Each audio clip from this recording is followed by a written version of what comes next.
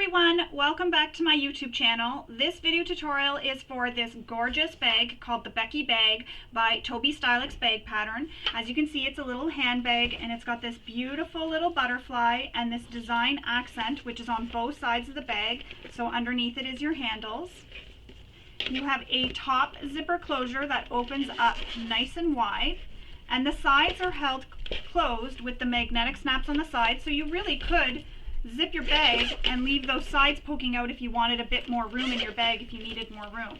When you open up the bag, you'll find a zipper pocket on one side, a slip pocket on the other, and a very roomy interior which will fit everything you need. Sunglasses, wallet, even a water bottle will fit inside this bag.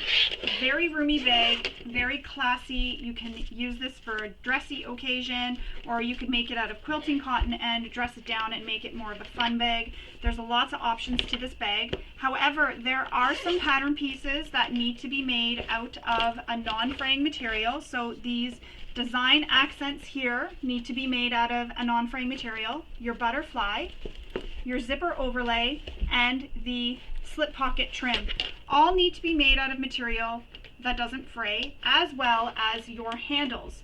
So you can make everything else out of quilting cotton, but those few pieces, those all need to be non-fraying material. And that's because of the way they are made and they are left raw. That's how they are attached to the bag. So you can see there's raw edges here. So it's a very beautiful bag. It has some purse feet on the bottom, great for keeping it off the floor. I did add some rivets to my handles, and I also added this handmade label. That was extra. That's not something included in the pattern. I also film my tutorials like a sew-along, so there are no parts that are sped up. Sometimes, for example, when we're making handles, I'll go sew one on camera and I'll go off camera and sew the second, just because I don't feel like you need to sit there and watch me sew both handles. So if there's any part that you don't want to watch or it's going too long, you can definitely speed up the video or watch the video in a faster speed if you prefer. Also, I don't give any measurements or show any pattern pieces, no rulers, no nothing on my table, and that is for the protection of the designer, but also because a lot of times my tutorials are filmed during testing, so sometimes things change, such as seam allowances or sizes, so I don't want to give incorrect measurements while I'm doing the tutorial. I really want this tutorial to be a guide and to assist you in making the bag. I don't want to cause any confusion. So that is why there's no pattern pieces or anything given, not even seam allowances. So you will need to have your pattern either printed beside you or open on your computer and have the video going on your screen as well, but minimize the video screen so you can still see the pattern and follow along. So again, this is the Becky Bag by Tobistylx. So let's get started making our Becky Bag. So the very first thing you'll want to do is read through the entire pattern. This is very important because there's often information regarding interfacing or different hardware to use. So you want to read through the pattern to familiarize yourself with it and to make note of those different pieces or different interfacings that you can use before you start cutting your material. There's also notes that the designer leaves often for easier tips and tricks and such. So definitely read through the pattern. Once you do, you can then cut out your paper templates and then cut out your materials. When selecting your materials, always select materials that are best for your machine, that you know your machine can sew, as well as your thread and your needle as well for the material that you're sewing. So for this tutorial, I'm using a combo of vinyl and some quilting cotton. Now, the interfacing is kept out of all of the seam allowances, and this vinyl is a Rex faux leather from Emmeline Bags, and I find it's a thin enough vinyl to make it very domestic friendly, so that's why I chose this, so that if you're using quilting cotton, it's going to look the same, because this bag can be made out of all quilting cotton except for the handles and your piece here, which is called the design panel. So this also needs to be cut out of some type of non-fraying material for your handles and this design panel here. Sorry, I had to look up to see what it was called. I didn't want to call it the wrong name. So there's a few pieces that do need to be cut out of a material that is non-fraying. So I'm using this vinyl, as I was mentioning, so this is good for my machine, and it's thinner, so I do find it very domestic friendly, so I'm treating this just as I would if I was using quilting cotton. So I've got all my pieces cut out. Once I cut out all my pieces, I like to make the marks anywhere on them. Seeing as I've read the pattern, I know that there's some markings I need to make, so I like to go ahead and make the markings. I also like to cut out my, so I'm going to flip it this way so you can see it. I like to cut out my zipper overlay as well. I like to make sure that's cut. I also mark with a pencil, and you can use whatever you want, but I use a pencil, what the pattern piece is, and I mark it with the L, or with the letter that corresponds with it, sorry. Also on here, I marked where magnetic snaps will go, and I like to mark my centers as well, and a T for where the top is if a pattern piece may be slightly confusing because it's sort of similar in shape and size. So I also like to mark a T, but that just helps me for when I get to those steps. Also, because I've read through, I've been able to get all my hardware together. So I have all my hardware that I'm going to be using, and I've cut my zippers to length, and I've labeled them with where they will be placed when we get to that step in the pattern. So once you have that all cut out and everything's interfaced that needs to be interfaced, we can get started on making our bag. For the first steps, we need our handle, and these are piece L.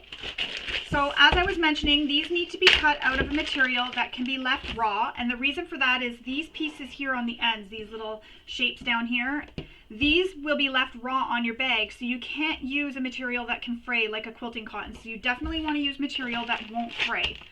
So we need to draw a line down the center of these handles, and then we're going to take the long edges and press them in to meet that center line. So I'm going to do that now, and I'm using some double-sided tape. I'm going to use my thinner one for this.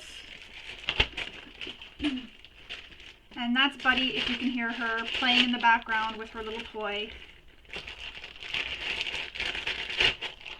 She's playing with a zip tie or a tie wrap, whatever you want to call it. She loves those little things. We go and buy her all these toys, and she ends up liking these zip ties more than her toys, or my clips on my table, or my stuff on my table. So I'm placing a little bit of tape on both sides of that center line.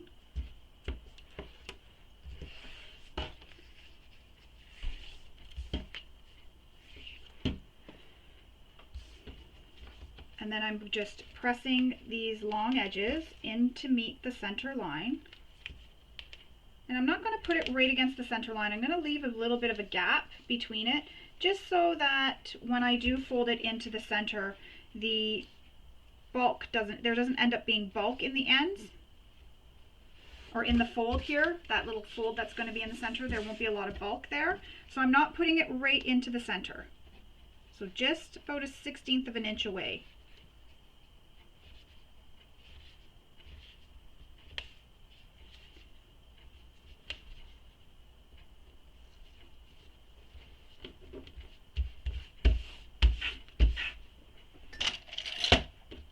And then once you have that pressed into the center, you're then going to fold this along the entire long edge. And you can use some double-sided tape again for this part. This is where I will use, I think I'll use this one, just to hold it together.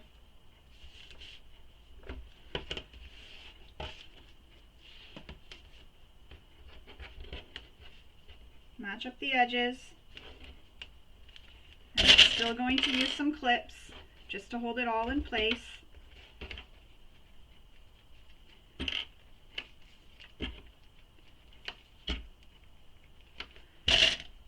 And if you're like me and you're using a vinyl or a faux leather, go ahead and put on a Teflon foot to make it easier for you to stitch your vinyl. So I'm going to repeat that whole process for the second side. Or second handle, I mean. So double-sided tape down both sides of the line. Now, if you're using a tape that's thicker, you can just put one big thick piece of tape down that center.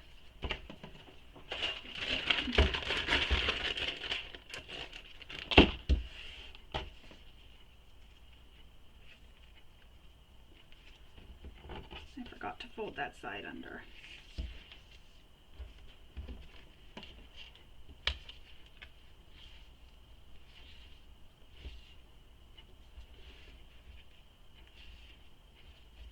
So pressing them into the center. Again, leaving that small gap.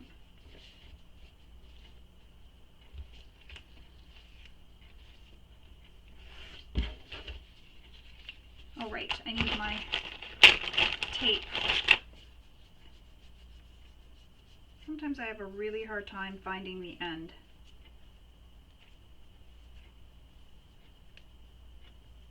Oh, there it is.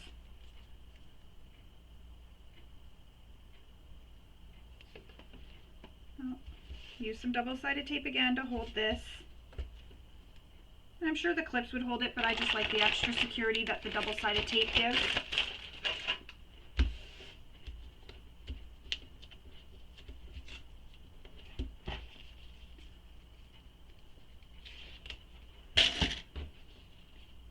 Clip them together.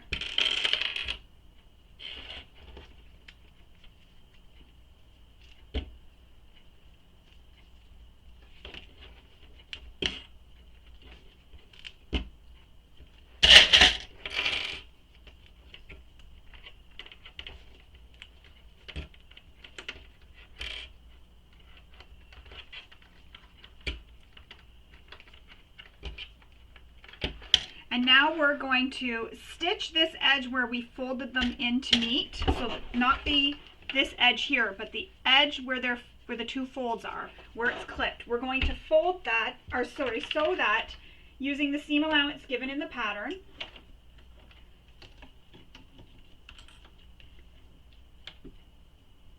And don't forget to backstitch at start and stop.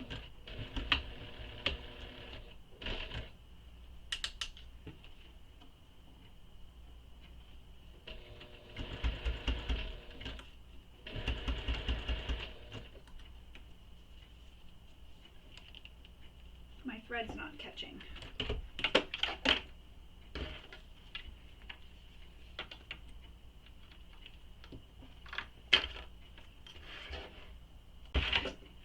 I'm just going to repin this. My thread wasn't catching. Hope that it catches now. That was really weird.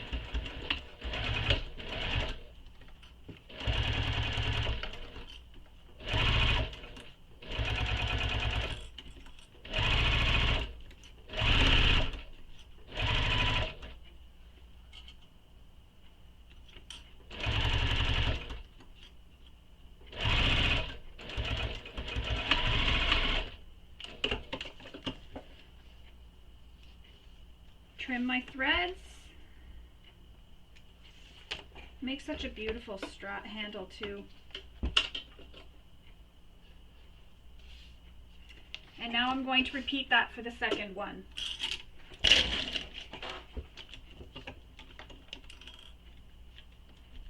Oh, wrong way.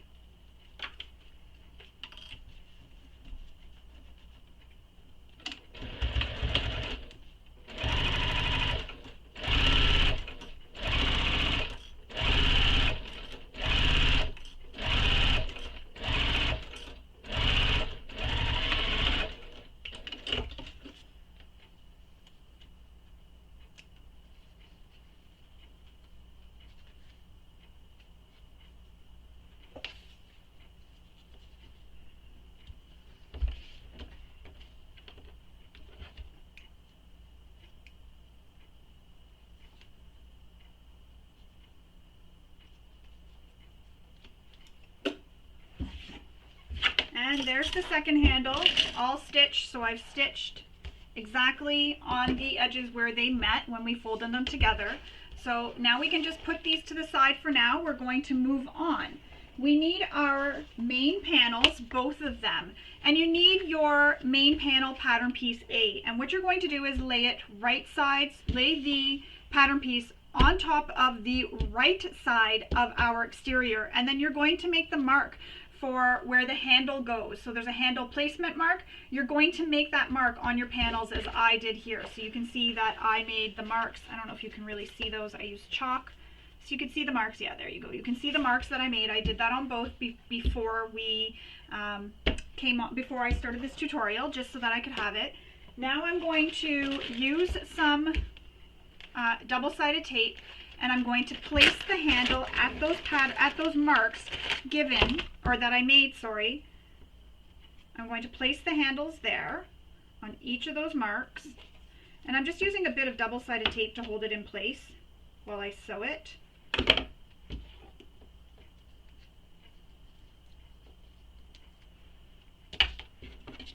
Just because I'm using a vinyl and I don't want to pin it in place. Oh, that tape came right off of my finger. Wonderful.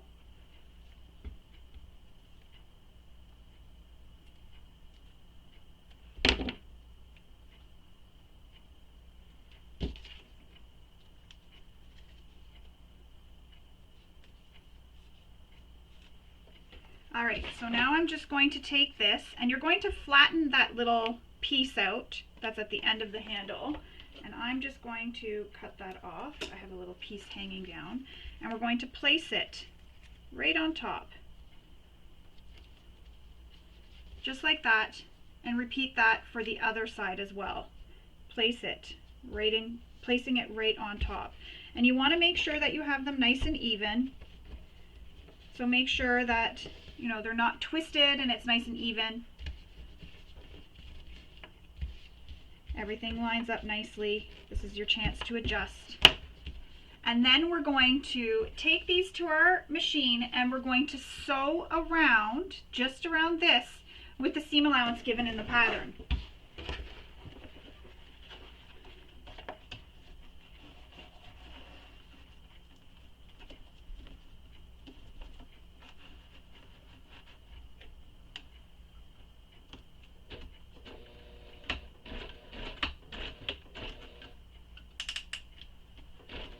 I'm just decreasing my stitch length a little bit. I don't want to use an exact top stitching length because this is going to hold the handle on. And you'll notice as I'm going around these curves, what I'm doing is lifting up my presser foot with my needle, having my needle down, lifting up my presser foot and pivoting my material just a little bit so that I can get around these curves.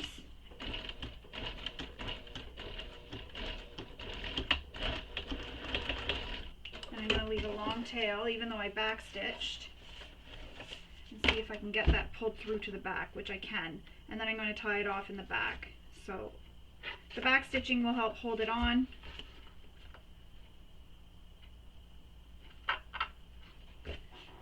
And then I'm going to tie these off in the back. That way there, it's just in case that back stitching doesn't hold, there is a knot back here holding it together.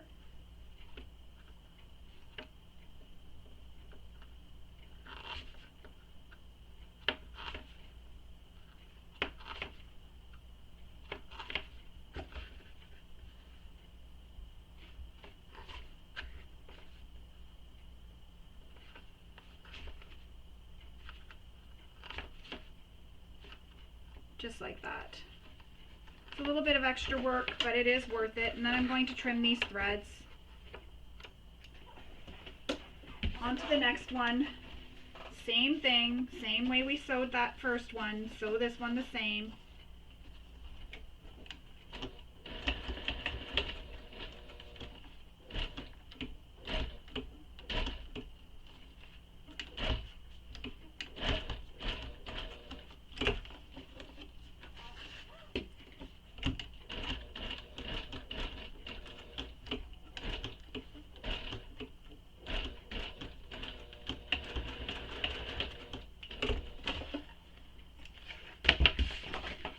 I'm just pulling that through to the back side.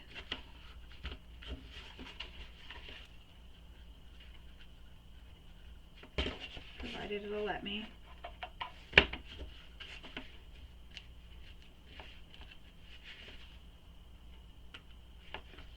This one won't. So I'm just going to cut it and tie this one off. You can also add a little bit of glue back here if you want, just to make sure that the threads stay in place. Just allow it to dry before you start manipulating the exterior or doing anything else with the exterior, so that the glue doesn't get stuck to the bed of your machine or anything.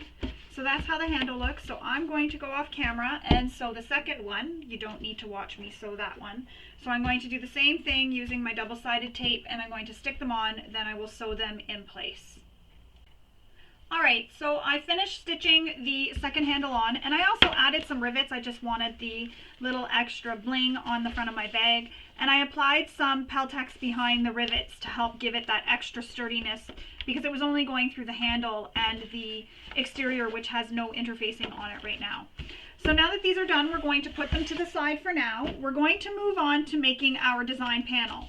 And in the instructions, Toby had you cut 2 pieces of fabric that were long so that you could glue them together and then leave them dry. So now that they're dry, we need to take the design panel pattern piece and trace it out onto our pieces that are glued together, and you need 2 of them. So I've already gone ahead and done that because I don't show pattern pieces on the tutorials. So again, the 2 pieces that were glued together, you'll stick your design panel piece down on top of it, trace the 1/2 out, flip it over, trace the other half out, and then cut it out. Now what you can do is top stitch. You can edge coat first, you can edge coat the bottom edges, and you can also top stitch along the exterior of this design panel. So that's what I'm going to do on the first one. I'm going to go ahead and top stitch all the way around, and I'll do that on camera, and then I'll go off camera to sew the second one. I guess I should have sewn the second one while I was already off camera, but I didn't think about that.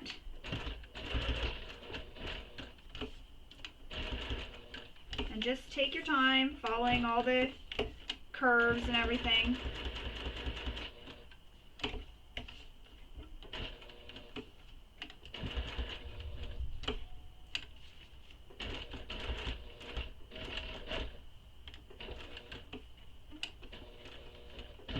Especially when you come around where the cutouts are, these little circle cutouts. Just take it 1 stitch at a time.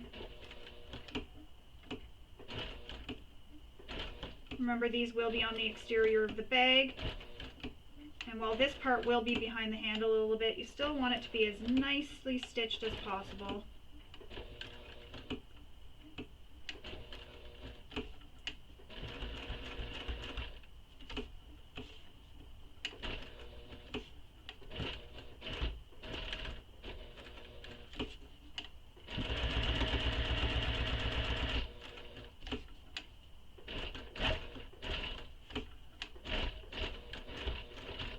Coming back up to this second round section, again taking my time.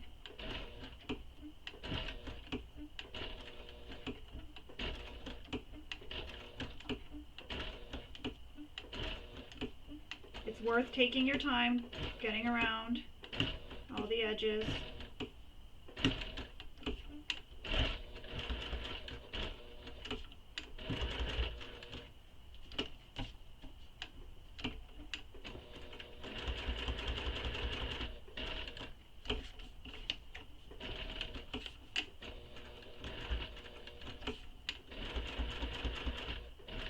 And I'm not going to sew across the top edge because that's going to be sewn into the seam later. So I'm not going to sew across that top edge.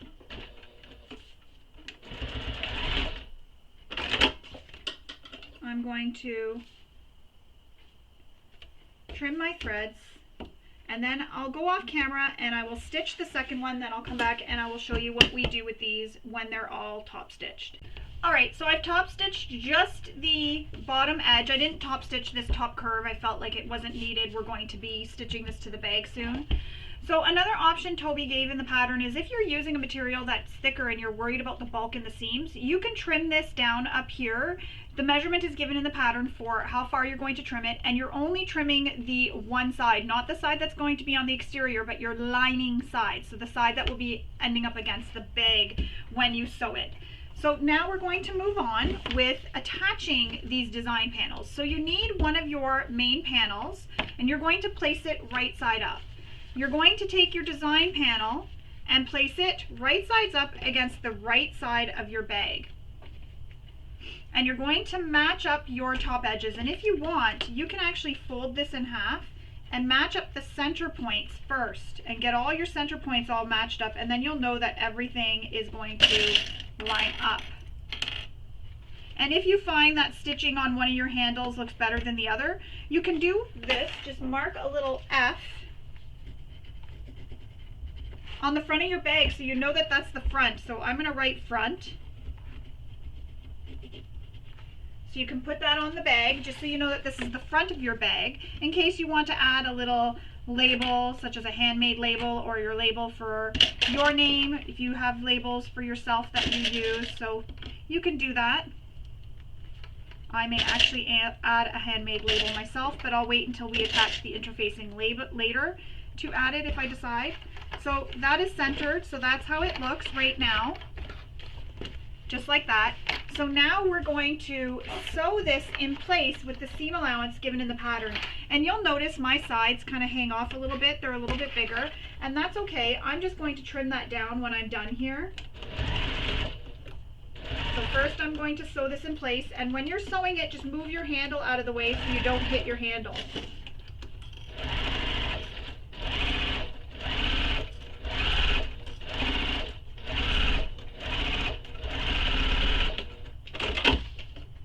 Just like that.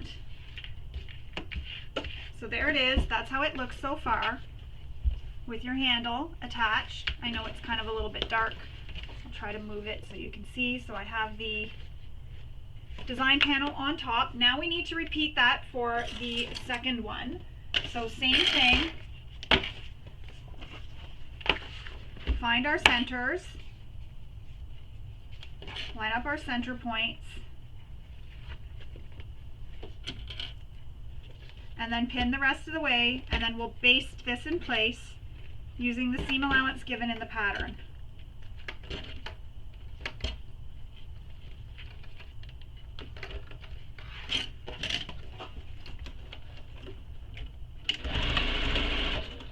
Again, I'm just flipping my handle out of the way.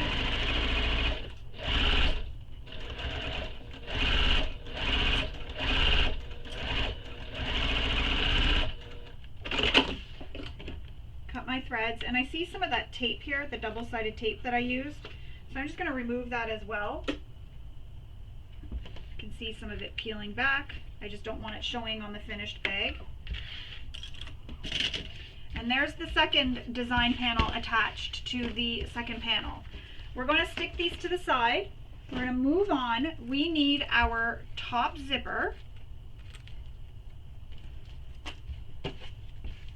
And I don't have the zipper pull on. You don't want the zipper pull on right now because we are actually going to be separating these in just a moment. So no zipper pull. So if your zipper pull is on, go ahead and remove it for now. So what you do is you take the zipper, and there is a mark that you need to make down from one edge. So you'll want to refer to the pattern for what that mark is. Once you have that mark made, go ahead and open your zipper a little bit.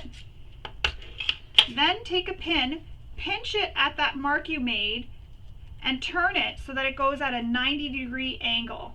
So pinch at the line you made so that makes your zipper go wrong sides together, and then bring the teeth up so that it goes up on an angle. So you're bringing that fold, and it's going to go right under the zipper teeth, that fold. I have a tutorial on my YouTube channel. I'll link that below for how to do this. It goes more into detail, so you can pause this video and just open up another window and give that one a quick watch just so you see how to do this. It's really easy. Again, pinch at this line and then turn the zipper teeth so that they go on top or over where that fold is. So that line that we drew is right under the zipper teeth right now, and that creates a stop at this end so our zipper doesn't go off when we're zipping up our bag. So I know my needle is in there. So right now I'm just hand cranking. I'm going to remove that needle and then go back and forth a few times just to really hold it in place. Repeat the same thing on this side. So I'm hand cranking just a little bit. And that's just so that if I hit the needle, I'm hand cranking. It's not going to do any damage. Trim your threads.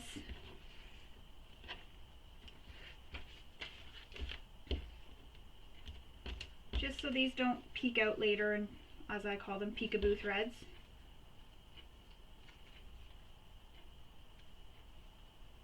always peekaboo at the wrong time. If you're using a longer stitch length to do that, don't forget to return your stitch length back to the length you use when you're stitching a bag. Now we need to separate these zippers and then grab back our main panels. So I'm going to start with my front one, and remember I marked front. So we need to grab back these main panels, and you need to place your zipper tape so that it starts and stops at a measurement given in the pattern. So I went ahead and I made that measurement. So when we're putting this on the bag, we want to start with, what I do is I place them so that the zipper is still together, and that's how I know that I'm placing the right piece of zipper tape against my bag if I do this, because that shows me that that's right. I want the teeth down. So your teeth, see how my teeth aren't up here? My teeth are down against the bag, but I want to make sure I'm putting it the right way. So I always put them together like that. And then there's that mark I made, and I made mine on the lining side so that I didn't have to go off camera to make the mark. And now I'm going to pin this all the way across to the other mark I made. And I'm going to trim my sides here just a wee little bit.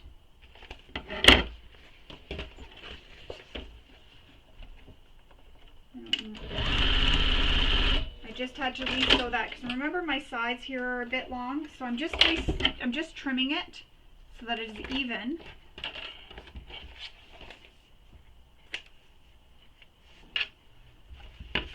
And I'm going to do that with the other one. So I'll just pause the camera, I'll go take care of that, and I'll come back. Alright, so back to what we were doing. We're now trying to place our zipper onto one of our exterior main panels. So again, like I said, I like to place my zipper so that it is together so that I know that I'm placing it the right way. I'm placing my zipper at that mark in the pattern. So refer to the marking and how far over from the side you need to be. Pinning my zipper all the way across. And I'm stopping when I get to that second mark on the other side because I made a mark on both sides, and I'm going to stop when I get to that second mark. I will keep pinning, but I'll stop there when I'm sewing.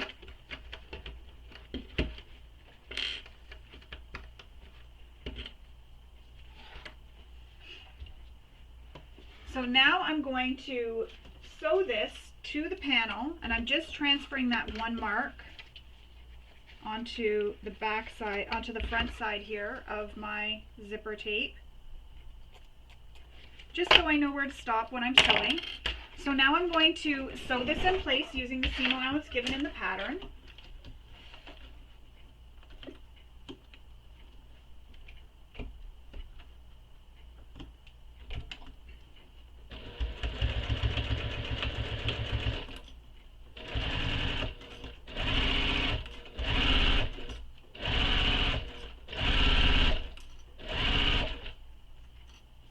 And don't forget to move your handle out of the way as you're sewing. You don't want to hit your handle. So I'm at that mark, I'm stopping there. Oops. Cut my threads. I'm not worried about the threads on the back unless they're really long. So there's the one. Now we need to repeat that for the second panel. And what I do with this, so there is no confusion, I will hold them together, then flip this over, make sure my handle's out of the way, and then I know that that's how my zipper has to be on this panel. And I hope that helps, because that's how I do that. It just makes it a little less confusing for me when I'm sewing, or when I'm putting the zipper on. And I'm just making sure how I placed my zipper on that one. I'm placing it the exact same way. So if I was over the line a smidge, then I make sure that this side is over the line a smidge. Or if it's right on the line, I make sure. Just so that when we put the zipper pull on, everything lines up in the end. And again, pinning all the way across. And then I'm going to stitch this in place with the seam allowance given in the pattern. And there's that mark. So I'm going to transfer it onto my my zipper tape.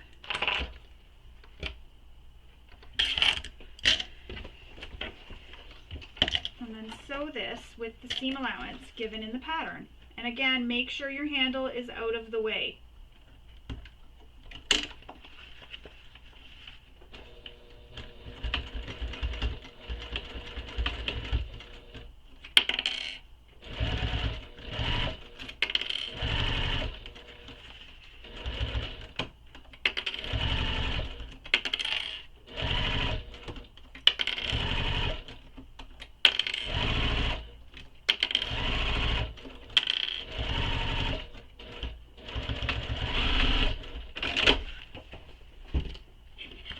Trim the thread.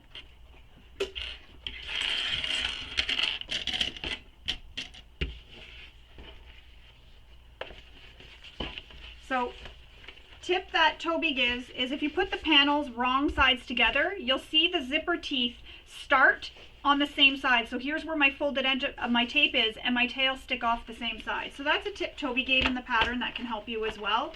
Or you can, when you're sewing it, you can sew it the way I showed you here. Whatever you're most comfortable with, please use that. Moving on, we're going to put these to the side. Now we're going to work with our base panel. So this is my base panel. I'm going to be adding some purse feet to my base panel. So I need my purse feet, my pen, my seam ripper to add some purse feet. So there is a mark given in the pattern for where you need to place these purse feet. So I have my marks already made. So now I'm going to go ahead and cut some slits to install these purse feet. And I don't need them to be very big, just small enough. Now if you're using quilting cotton here, you'll want to add fray stop or fray check over your slits just to prevent them from fraying. Oops. And I also have an extra piece of Tobistylx that I'm just using for some extra interfacing, because for some reason these purse feet don't have any washers as well, so I like to have this. So I'm going to press these purse feet out. You'll want to use your manufacturer's instructions for installing your purse feet. Some purse feet screw together, so you'll want to follow the manufacturer's instructions for that. So I'm just pushing the purse feet through the slits I made,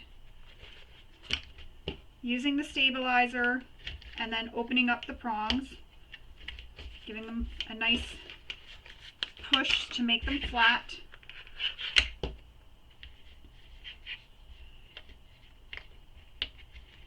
Now you'll want to check to make sure if you're using a piece of stabilizer that it doesn't get into the seam allowance, because as you'll notice, Toby has us keep everything out of the seam allowance here. So if your piece of stabilizer goes into your seam allowance, do cut it so that it's smaller, so that it's not in the way. And then one more thing I like to do is apply a piece of duct tape over top of my purse feet.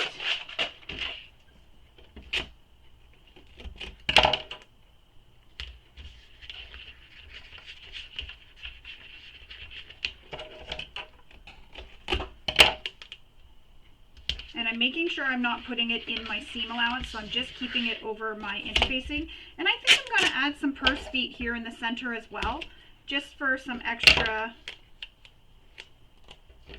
so it doesn't sag in the center, because right now those purse feet there, it's sort of sagging and I don't want the weight of the bag to sag, so I might add them just here as well. So I'll go off camera, I'll make the marks because I do need to get out my ruler for the distance for where they go, and then I'll add the purse feet and I'll come back and we will continue on with making our bag.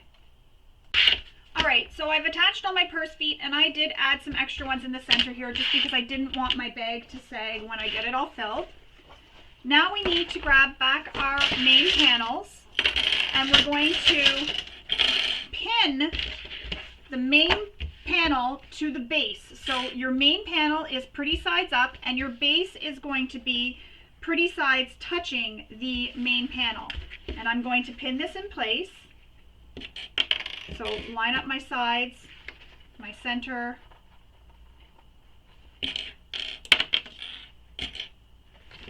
These clips are new, so they're a little bit harder for me to open. Some of them, and then they just go flying everywhere.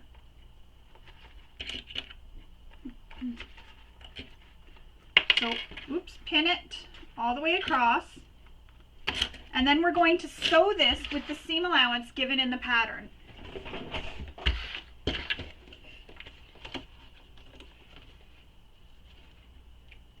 And remember, you have purse feet there, so you may need to maneuver your base just a little bit, or sew with the zipper foot if you're finding that the purse feet are sort of pushing your material. So I'm going to change out to a zipper foot because I am getting that pushing. So I'm going to change to my zipper foot and I'll come back and we will sew this. Alright, so my presser foot is changed to a zipper foot. Now I'm going to sew that. So I'm just going to re-sew it. I unpicked the first set of stitching that I did. I wasn't happy with it. It's kind of wonky and wavy. So I just unpicked it.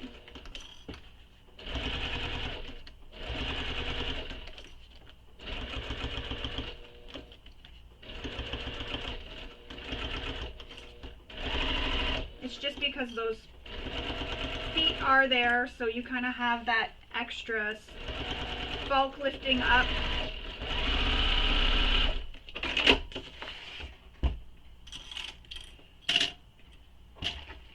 So there's one side attached. Now in the pattern, Toby has you top stitch. You need to press the seams open.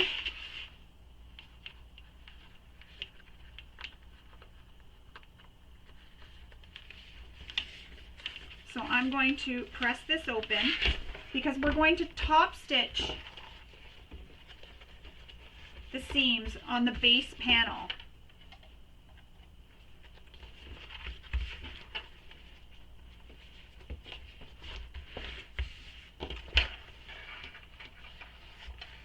So I'm just trying to get mine pressed open.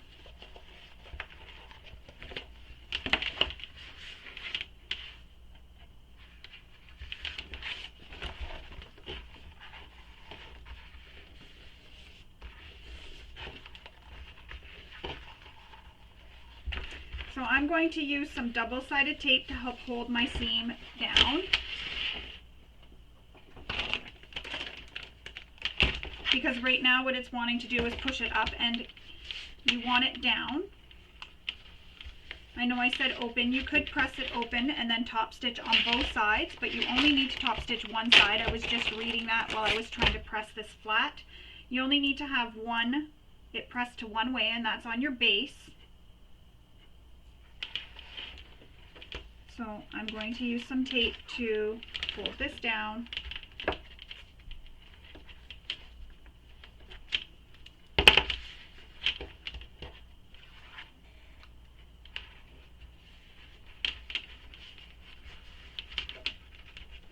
And see, I have this here where there is some interfacing that's going to be in the way of me top stitching. So I'm just going to push this out of the way and cut that interfacing. Remember, I used interfacing for my purse feet? Well, that's going to be in the way for this top stitching. So I'm just pulling it back. And I'm just going to cut this out of the way.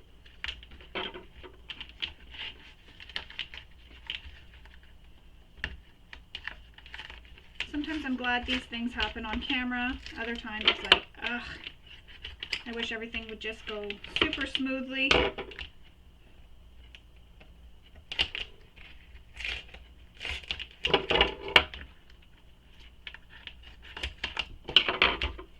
And I'm going to trim the rest while I'm here after I get this pressed back down.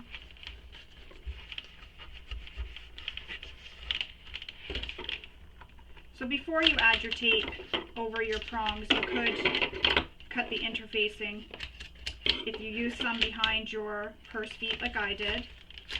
I'm not so worried about the tape. I've sewn through duct tape before and haven't had an issue.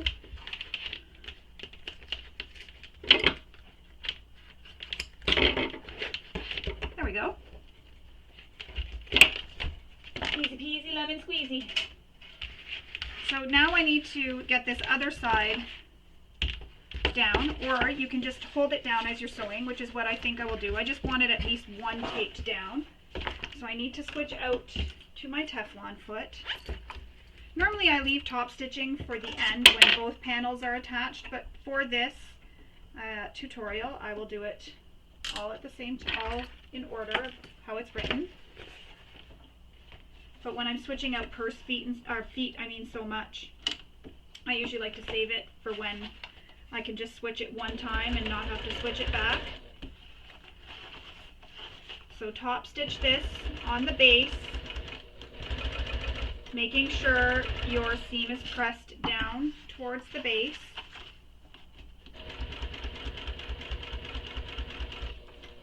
So I just keep feeling, using my hand to feel where it's at.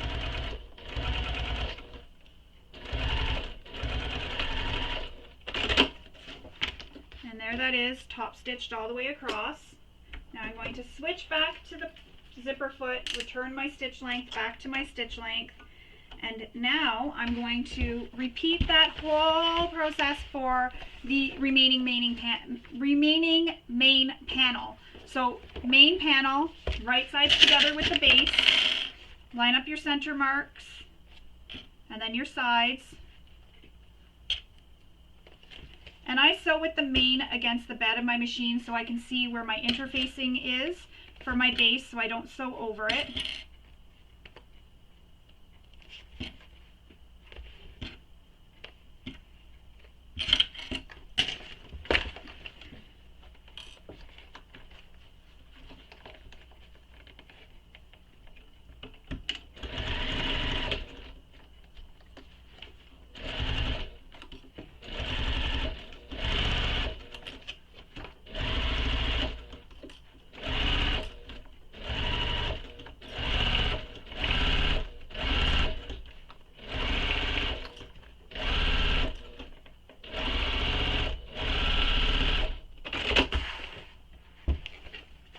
Again, press this seam down towards your base.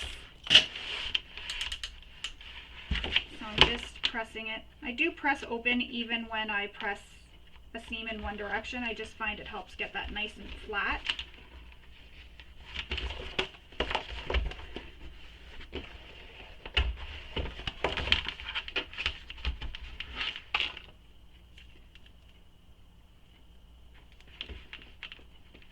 Use some double-sided tape to help hold this to the other side. Oops.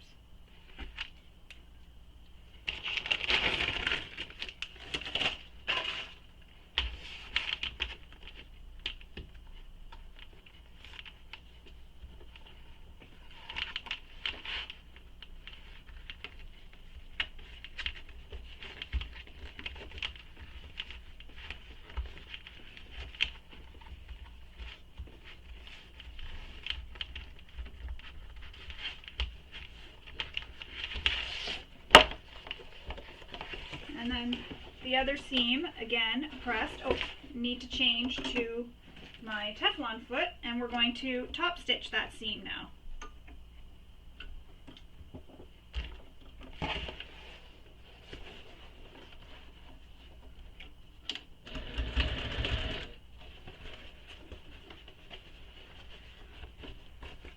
And I just have to make sure that that's pushed over.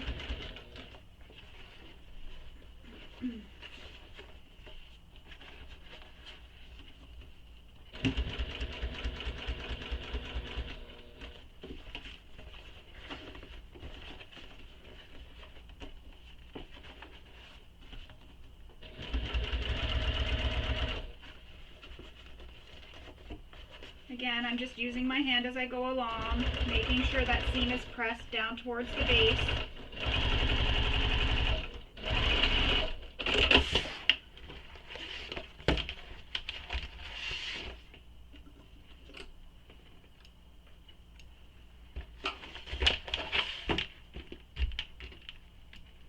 Clipping all my threads.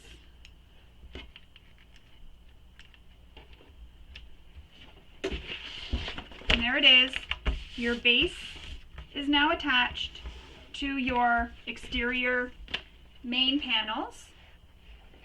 Now we need to work on our side panels. So I just put that to the side. We need to work on our side panels. And for these side panels, we need our magnetic snap and our seam ripper. So for this, we need to make some marks as indicated on the pattern piece for where our magnetic snaps are going to go. So I've already gone ahead and done that. I used the marks on the pattern piece already. So it's just on your pattern piece D. You'll just line it up and make those marks for the holes. Once you have that done, the marks made, you will then take your magnetic snaps, use one of your washers to make some marks for the slits.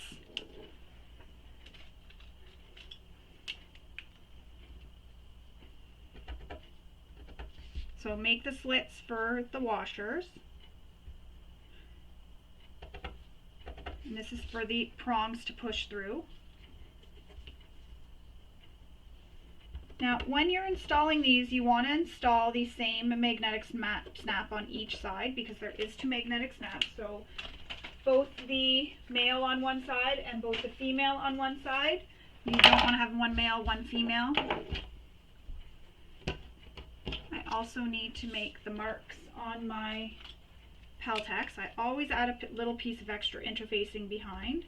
And these I'll trim down after so that it's more the shape of the magnetic snap. It's just for some extra security behind the snap. And that way these won't be in the way and so big and bulky when the bag has been sewn together. So cutting the slits.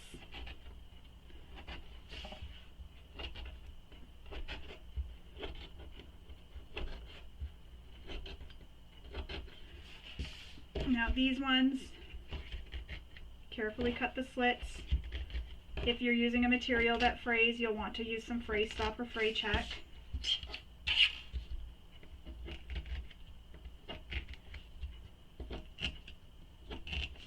Alright. So as I was mentioning, you want to make sure you're using both the females on the one side and both the males on the one side. So here's my female magnetic snaps. I'm going to push them through. I'm going to apply the stabilizer, the washer, and I need my pliers.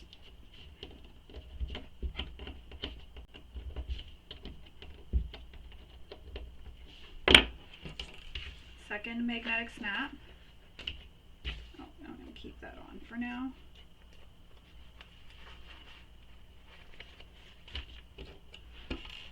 Piece of interfacing, washer, and if you have a different magnetic snap, one that screws together, you'll want to use your manufacturer's instructions, or if yours looks different than this, always refer to the manufacturer's instructions when installing any hardware.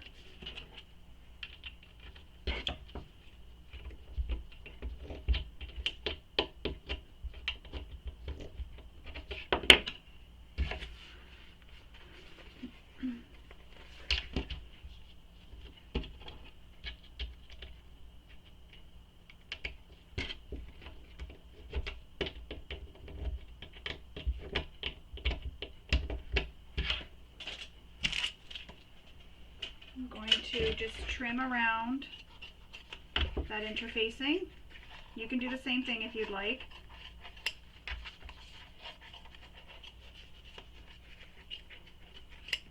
You really just need it behind the magnetic snap.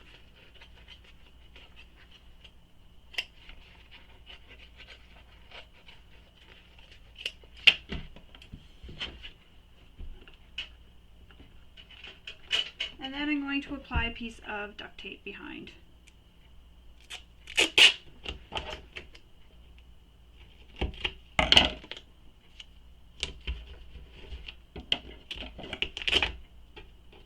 I need to clean my tape scissors again. All full of tape. So as you can see, my magnetic snaps are both installed. Male on one side, female on the other.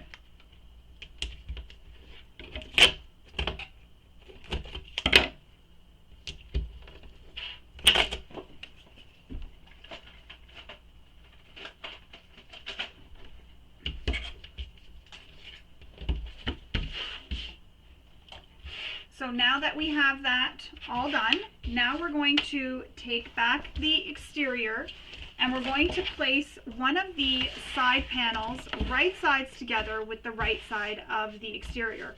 And you need to pin in the center.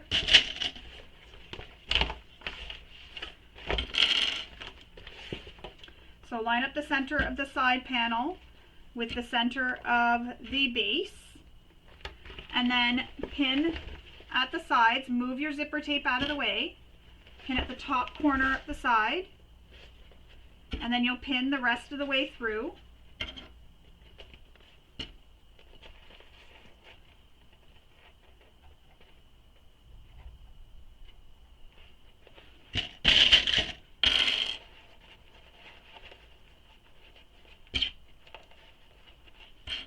And this is where you may need to make some snips into your panel to get it to lay flat as you're sewing it, especially around that curve.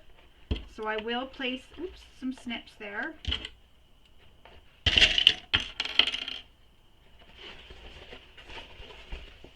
Just make sure the zipper is out of the way.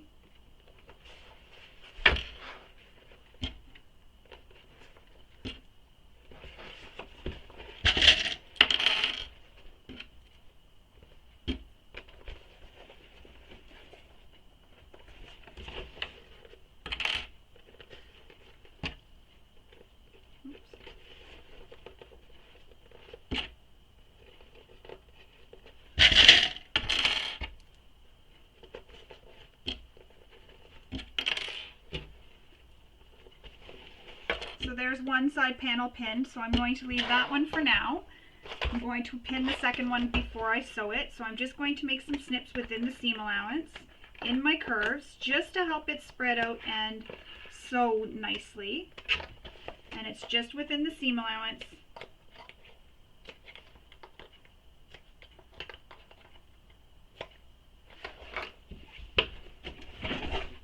So now I'm going to sew this. Again, keep that zipper out of the way. You may want to just pin them to themselves back to the exterior so it stays out of the way. Another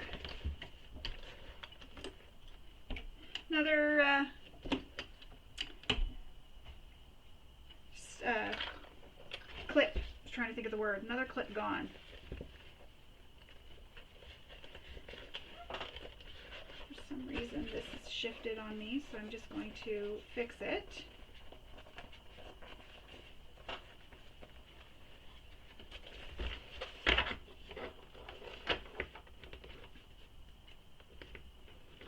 There we go. Okay.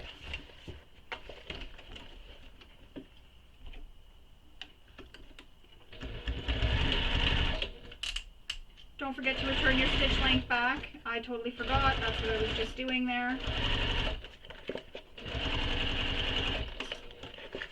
And just be careful going around the corners or your curves. Just take your time. I try not to remove my clips when I'm on a curve until I'm at that mark. And just try to smooth everything out as you go.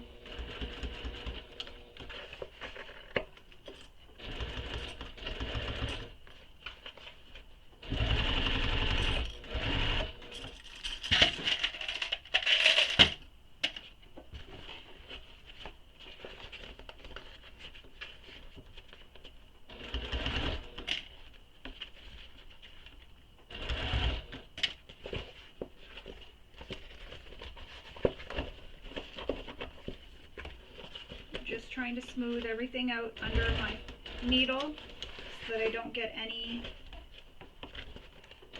pleats.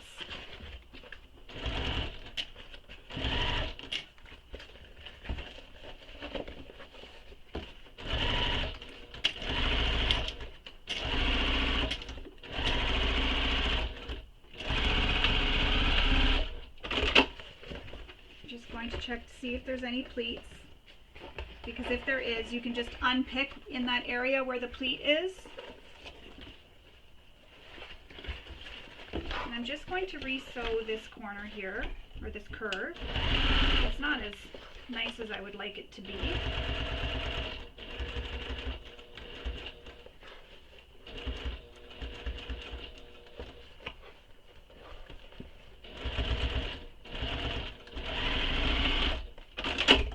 There we go.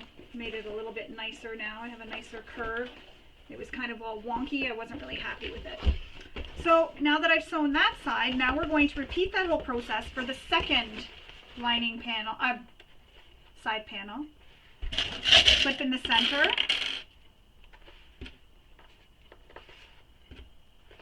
Clip your tops.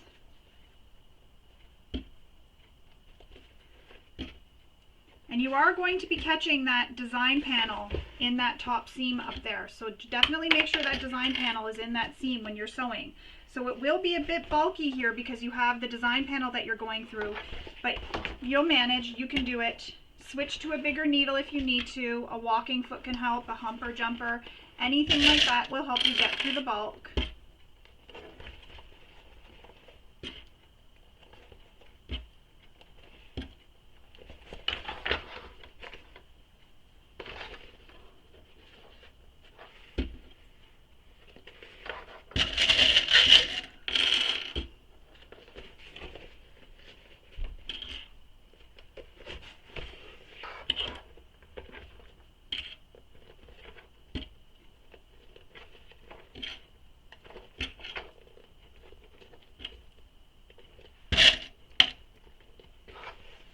So same thing, sew this with the seam allowance given in the pattern.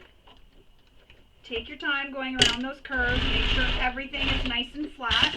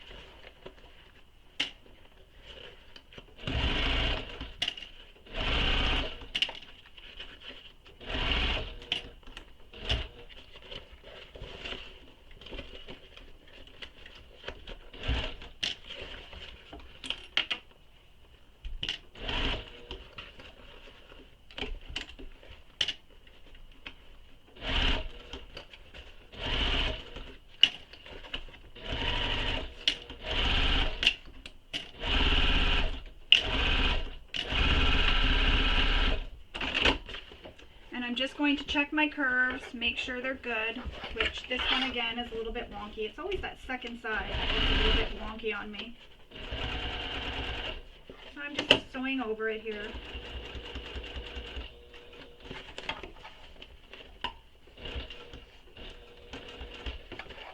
This is just straightening it out for me.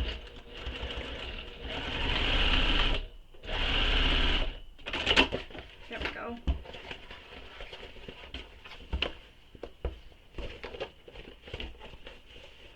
Just feeling to see if there's any pleats, which I don't feel any. There we go. If there was pleats, what I would do is unpick the stitches a little bit before and after the pleat, then I'd back stitch, go all the way past the pleat and back stitch again, and I'm stitching over top of the previous stitching. So now that you have both sides attached, we're going to turn this right sides out.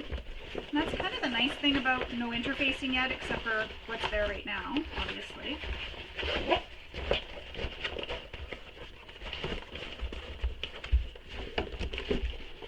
This is a good time to check and see about your curves if you like how they look.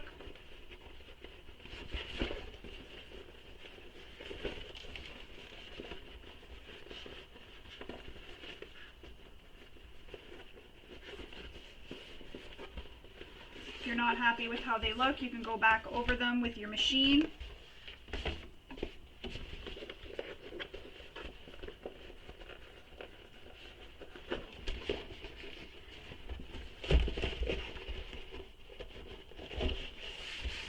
you can actually already see the shape that the bag is taking.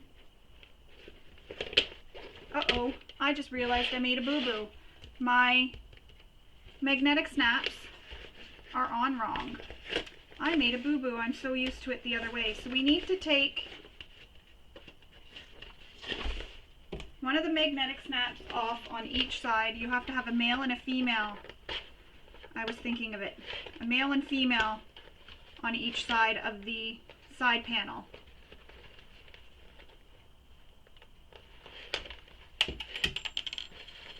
Which is really easy to fix because these aren't glued in. I don't know where that went. Oh, there it is. Because these aren't glued in, that makes it really easy to fix. What I should have said was make sure you put the male on the same side on the side panels. That's what I was trying to say, but I messed up even myself and put it on the wrong side. So it shouldn't be both on the same side. It should be make sure your male and female are on one side each.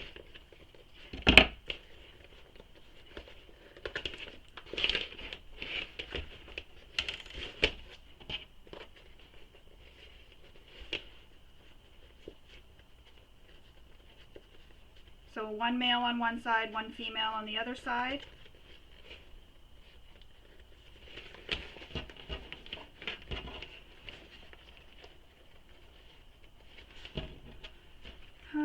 Glad I discovered this now and not when the bag was done. That would have been really disappointing.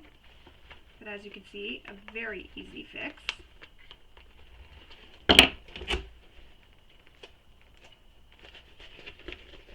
Place the tape back over.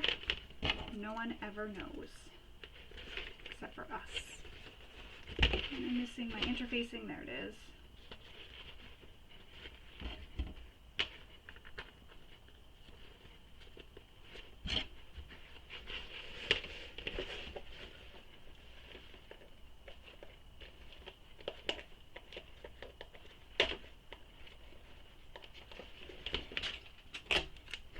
Saved.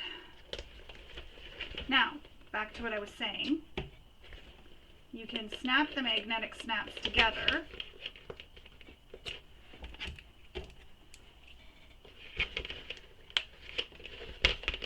And you can see just how your bag is starting to take shape now. And you can see how the bag is looking so far. Isn't that beautiful? I love it. It's such a beautiful bag. So I'm going to go now add my interfacing. So we didn't have the interfacing added yet, so you need to take your interfacing and apply it to your main panel. So squeeze it in there between your seams and then fuse it in place. So once you get it in, just like that, you'll fuse it in place. So I'm going to go off camera, I'm going to go apply my main panel and my main panel interfacing, and then I'll come back and we will continue on with making our bag. So there it is. I've added my main panel stabilizer. I've clipped the snaps closed.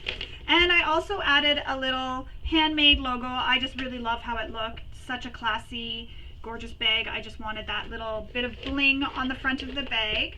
But I mean, really, any side can be the front of the bag because there is nothing on the bag. I'm really loving how this looks so far. It's beautiful. So now we're going to just put this to the side. We're going to move on now.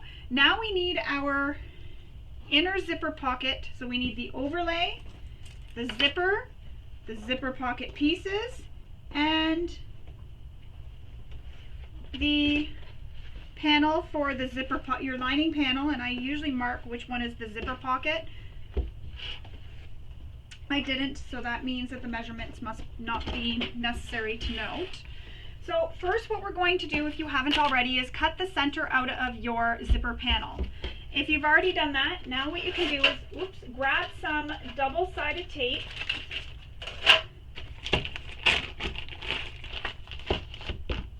And you're going to place it onto the back of this zipper overlay.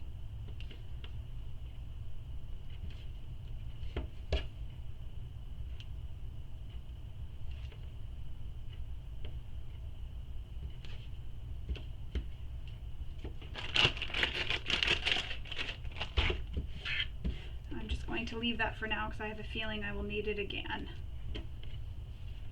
So remove the paper backing.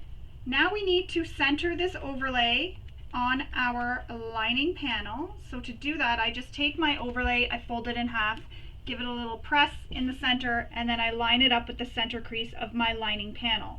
And that mark you made, you will place this from the bottom up, and you will place this top edge of your overlay with that line. And this chalk that I used is very good. It doesn't come off. So good when you're needing to keep the line to be seen, but bad when you don't want it to be seen anymore. Now we're going to sew around the zipper panel all the way around this outer edge only using the seam allowance given in the pattern. And I don't want any back stitching, so what I'm going to do is I'm going to leave long tails and then I'm going to pull them through to the back and tie them off. And to do that, I start stitching. Oops. I start stitching. No back stitching, just stitch all the way around. And when I get back to where I started, I'll stop in the same hole I started in, and then I'll leave long tails again, pull them through to the back, tie them off. And I'm doing the same thing I did on the handle to get around these curves nicely.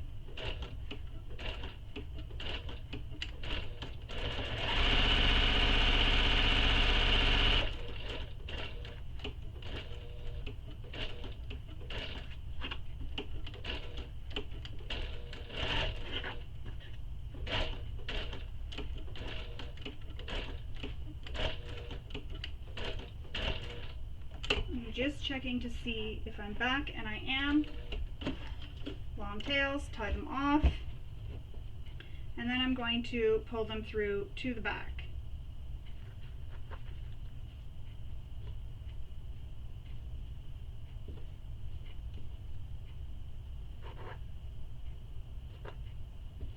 So there's all my threads pulled through to the back, so I'm going to put them in sets of 2. So 2 sets of 2, and then I'm going to tie them together, so create a little knot.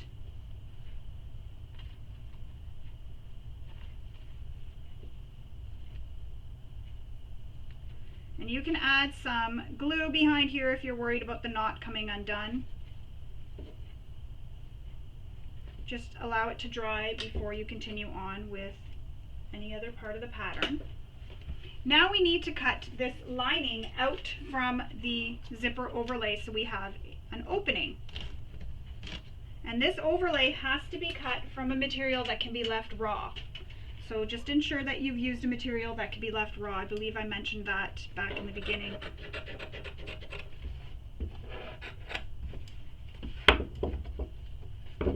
So we're just cutting this away, and I'm using my duckbill scissors to make sure I don't cut any of the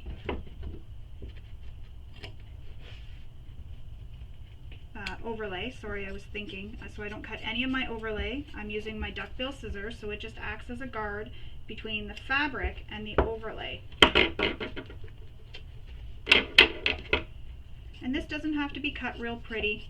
Nobody sees it.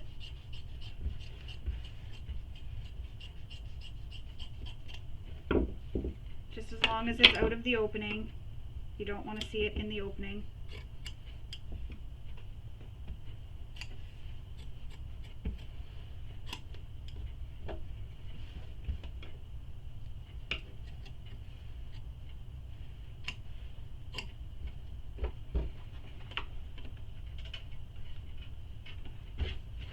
So there you have it. That's how it's looking so far. Move that off to the side. Just put it over here so it's not in the way.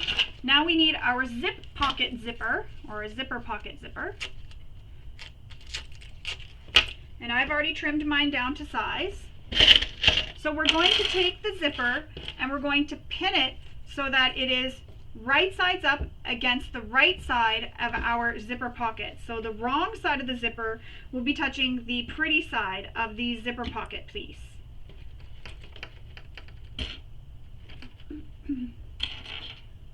So pin it all the way across, and then we're going to sew this with the seam allowance given in the pattern.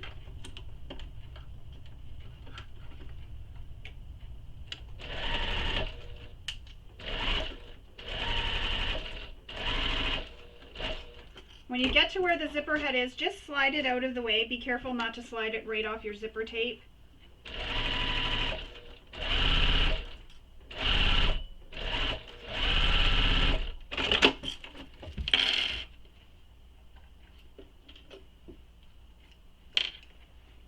We're going to place the other side of the zipper against the remaining zipper pocket piece. Pin it in place and sew it all the way across.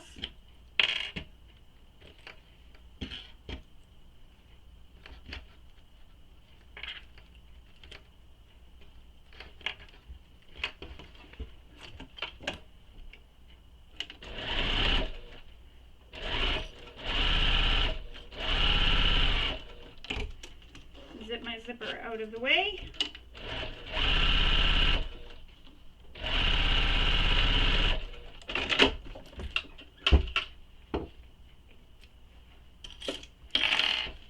Now we're going to press the fabrics away from the zipper, and I'm just going to finger press these.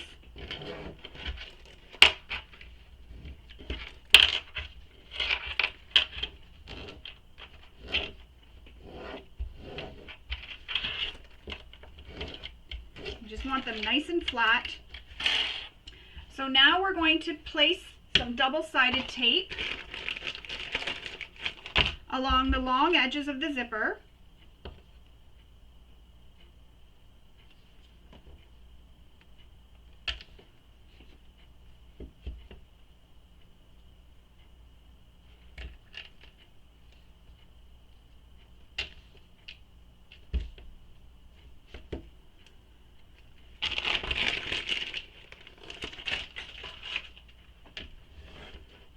Remove the paper backing,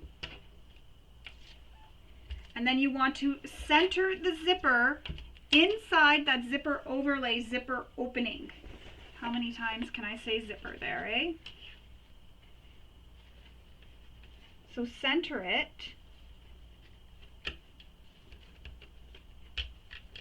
Stick it down.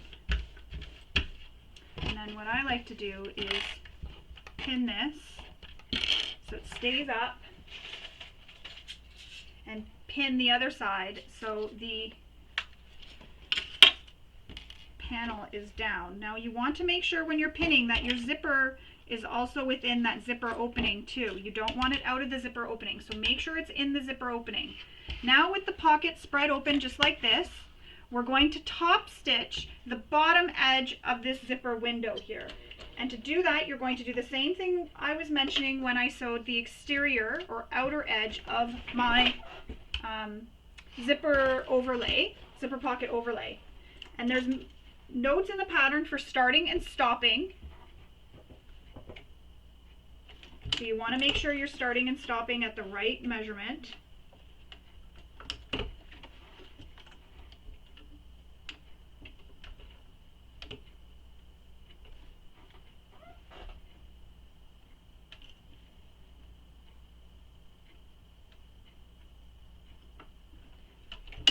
No back stitching, so leave long thread tails.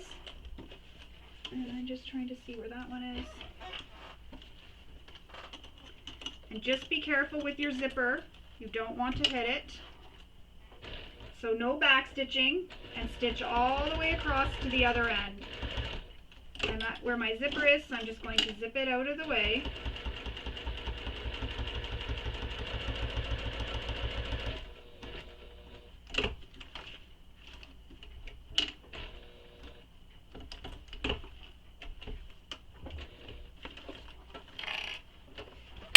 There's my long tails, so I'm going to pull them through to the back. And it's a little bit hard because I am using a navy thread, so it's a little bit harder to see.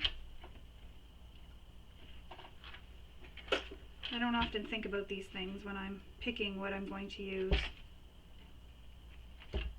Actually, a gold thread would have been really nice with this bag.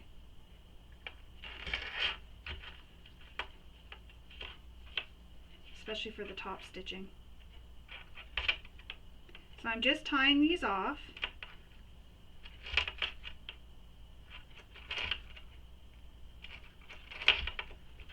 Cutting my threads.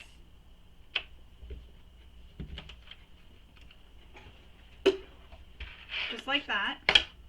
Now we're going to flip the zipper pocket down and sew the other side.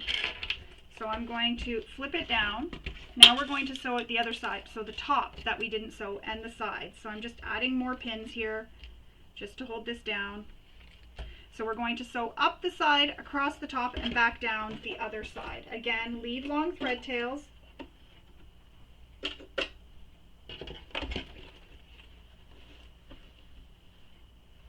Start and stop where we started and stopped previously.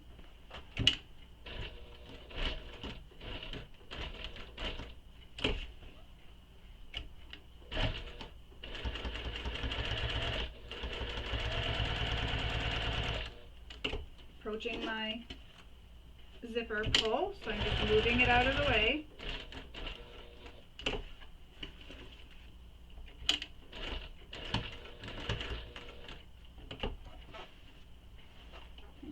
See if I'm where I stopped. Yes, I am. It's hard to see, so I kind of just lift the front of the presser foot up just a little bit. I can't use my knee lift because it's for my right knee and because my right knee doesn't bend.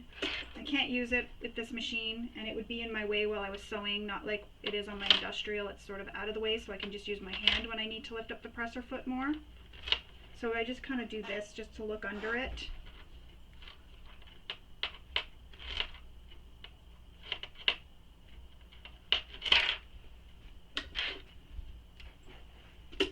Once we have this all tied off, we're going to trim the pocket so that it's all even.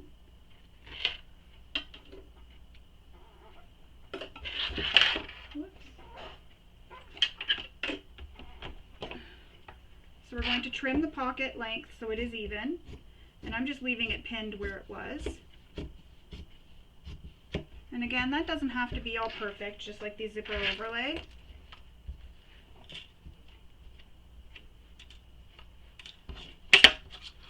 Now we need to pin these sides together. First, you're going to, before we pin them together, we're going to make a mark here on these these zipper panels. Then we're going to fold them back and press them at those up to those marks, and then we will sew the two sides. So I'm going to go off camera, make the marks up from the bottom, press my zipper panel up to that mark, and come back and we will sew. All right, so I've pressed the bottom of my zipper pockets up to that line. Now I'm going to clip the sides together. And I have double-sided tape on this zipper. I'm just going to remove it so I'm not sewing on it. I just don't like when it gets stuck to the bottom of my presser foot.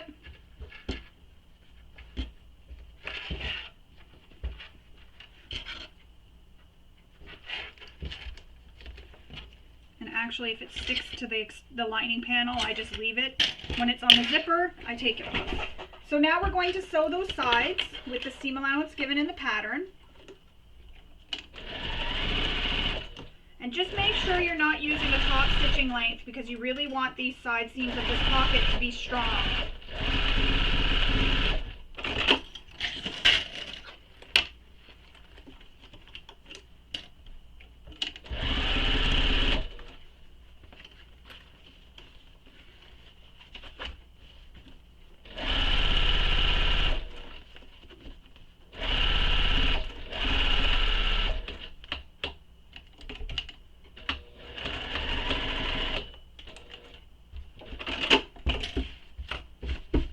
I'm just going to press that back so it sticks back down, which is kind of handy. Holds it out of the way. So there it is. So that pocket is left open at the bottom, and that's for when we turn the bag. So you want to make sure your zipper is at least all the way open, halfway open or a bit open, so that you can reach in to turn the bag right sides out through this opening later. So put that one to the side for now. We need to work on our slip pocket. So we need our slip pocket piece. We need our slip pocket trim and our lining panel. So what we're going to do is take the slip pocket piece, and I've marked a T so I know this is the top, and we need to fold this in half. So bring the bottom up to meet the top, pin it in place, and then we're going to sew the sides, not the top, just the sides, with the seam allowance given in the pattern.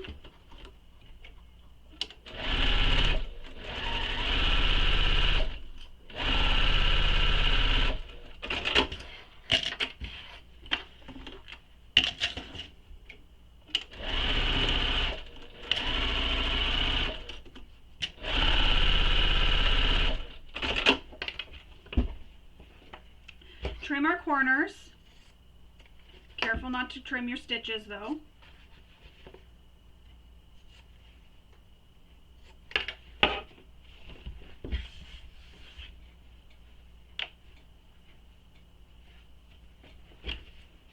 Turn this right sides out. Push out your corners. And then we're going to take this to our iron and give it a really quick press, just so it's pressed nice and flat. So I'm going to do that, come back, and we'll continue on. So now that that's pressed, I'm just going to stitch the top edge closed. Just basting it closed, just so it doesn't shift on me in the next step. Trim any threads, you don't want any peekaboo threads.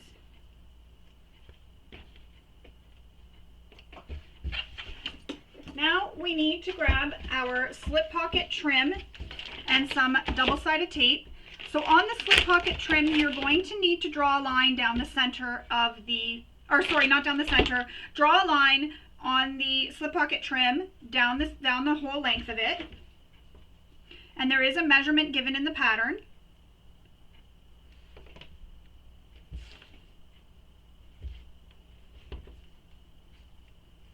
And I'm just going to go off camera and measure mine quickly because I think I did go in the center and I want to make sure that I have my mark where I need to. So I actually didn't draw my line where I needed to, so I just corrected that really quickly.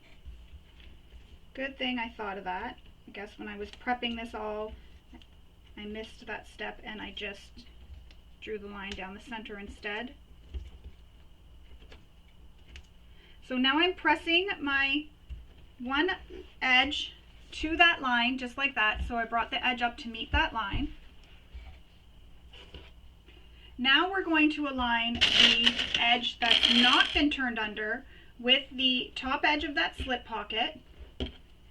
And the trim will be longer, that's okay. So we're going to clip it in place and then we're going to sew this with the seam allowance given in the pattern. So I have it pretty sides touching right now.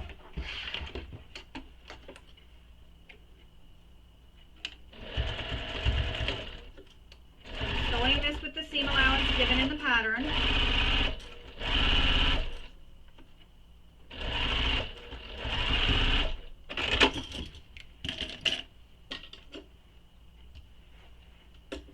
Now we're going to take this, and I'm going to add some more double-sided tape. I kind of use a lot for this step, but it's just to make sure everything's in place and nothing shifts on me.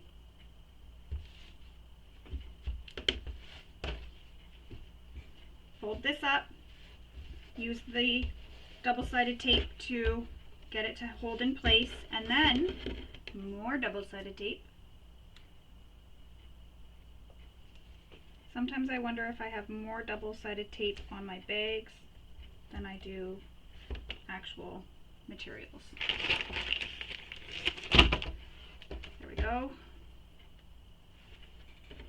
Then we're going to, so now that that's been pressed up away from the fabrics, if you have any of these threads that are sort of fraying and coming off, do trim them.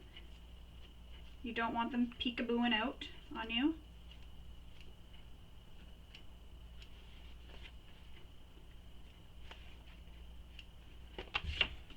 Alright, so now we're going to fold this top edge down, and you can actually feel that it's lining up with the other side. You can feel that it's like all the same across with the other edge. So these two, this edge here, this bottom edge on the other side lines up with the bottom edge on this side.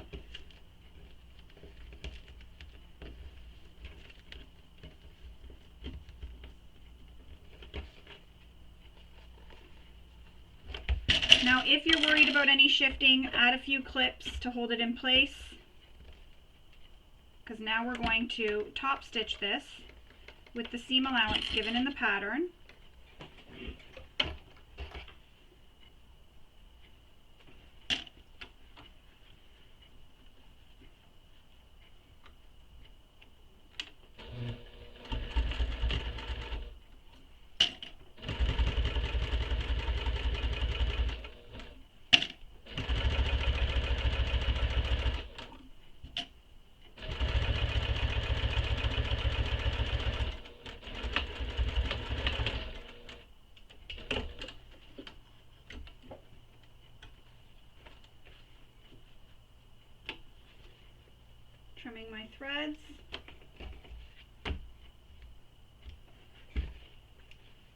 And then I'm going to trim the sides even, so the trim even with the pocket.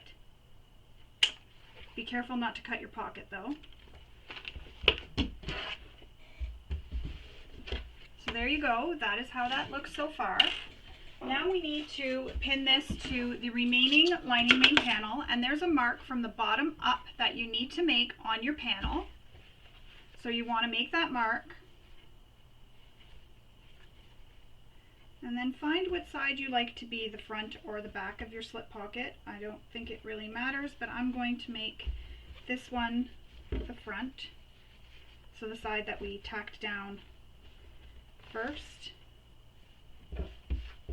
I folded in half as you just saw, and my lining panel was already folded in half. I could see the crease, so I'm going to line up those two center creases.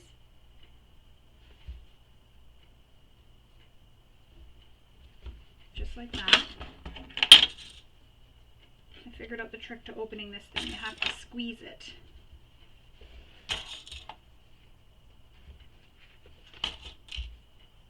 So now that it's pinned in place, we're going to sew this to the lining panel, down the side, across the bottom, and up the other side.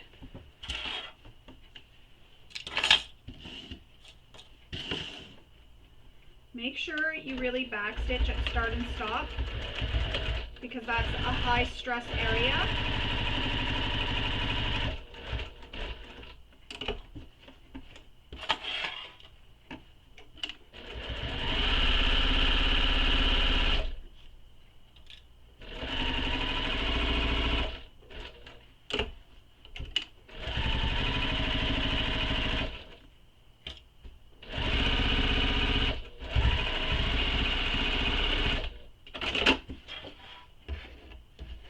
Trim all your threads. I'm not so worried about this one back here. Oops, this one back here. It's on the back. I'm just going to try to get this chalk off.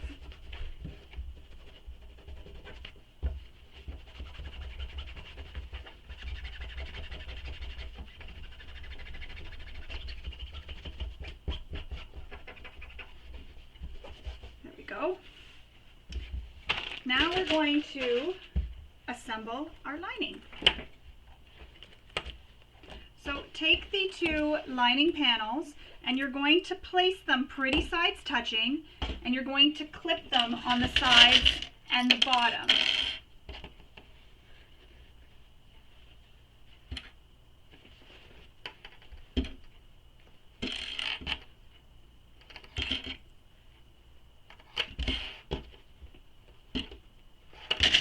And we're not sewing the bottom, I'm just clipping it together just to make sure nothing shifts on me. We're only sewing the sides, but I just like to have it pinned to make sure nothing shifts while I'm sewing. Oops.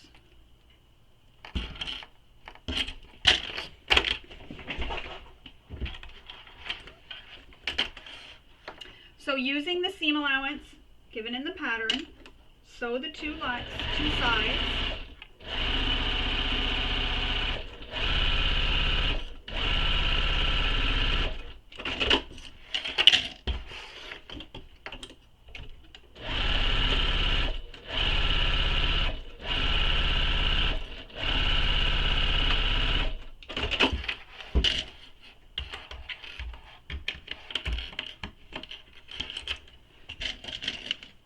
So make sure you have your centers marked, very visible. You want to make sure those are clear.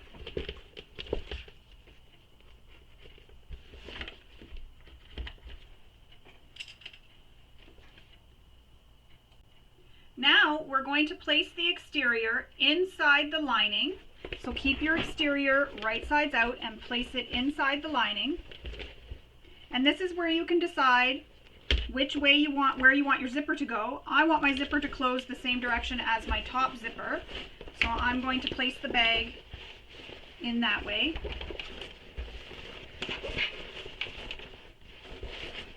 And this bottom is left open right now, which is really nice and helpful for when we go to turn the bag right sides out. That won't be in our, it won't be hard to turn because it's such a big opening. So now we need to take the side panel and line up the side seam on the lining panel with the middle mark or center mark on our side panels. So line up the side lining panel seam with the center seam on your side panel. So you're going to have to press your lining open, the seam open here. And that seam is lined up with the center of the lining panel, or sorry, side panel.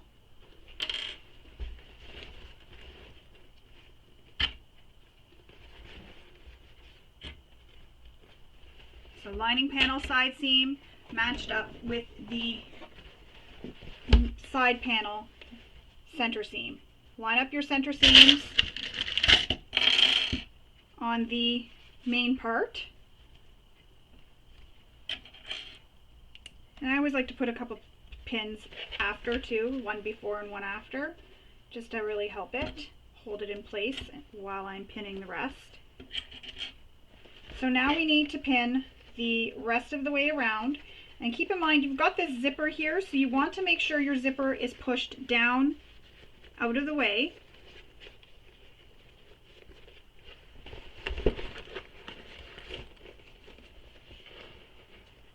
You want to open those seams too at the top, the exterior seam. That just helps reduce the bulk. And again, I don't have a free arm. I've said this in all my other videos that I don't have a free arm. So I'm going to grab out my extension table to be able to sew this.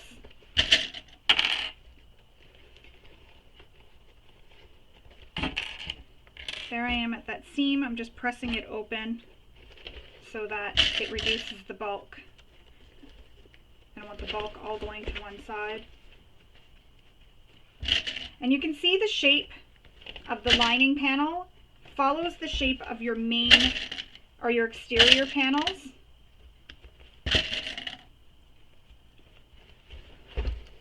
So where it curves is where the curve of your exterior is. And this didn't fuse down enough, so after I sew this, I'm going to have to press from the inside and refuse my interfacing. And as you can see, if you look inside my bag, my iron kind of hit one of the seams of my vinyl and melted some of my vinyl. Oopsie.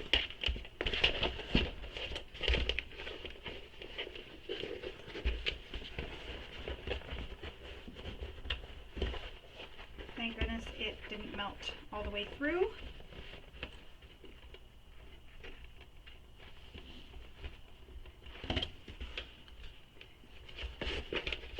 And another thing, when you put in your interfacing, if you're finding that it's too hot, that it's too big, you can always trim it down, which is what I needed to do. I needed to trim down my interfacing so that it would fit. It was just a smidge too big. I could have made it fit, but I didn't want it to be that tight and that hard. So I just trimmed it just a smidge. Trying to find where that other foot is, right there. So now we're going to sew the entire top edge all the way around with the seam allowance given in the pattern. Be careful when you're sewing around your pocket and your zippers. So find where those zippers are and make sure they're pointing down and not all twisted up in this seam. Oops. Just trying to feel where the zipper was, and all I was putting my hand under the design panel, so I couldn't feel the zipper. Alright.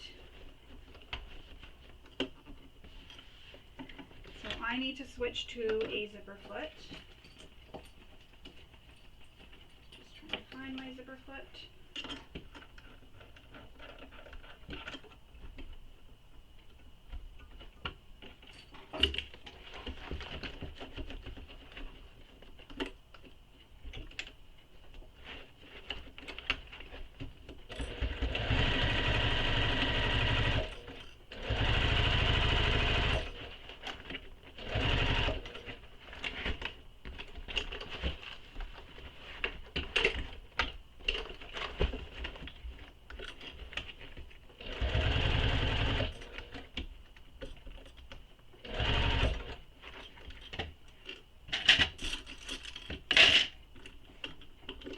I'm just sewing all around the top edge with the seam allowance given in the pattern, and it is a little bit hard because of the interfacing. Sorry, my doorbell, I need to go check. Sorry about that, I just needed to go get the doorbell just in case it was a package. I don't like leaving it out on my step. So again, keep sewing all the way around with the seam allowance given in the pattern. And I'm going to have to come back to this spot because I went off a little bit, because it is kind of hard to maneuver this because of the interfacing.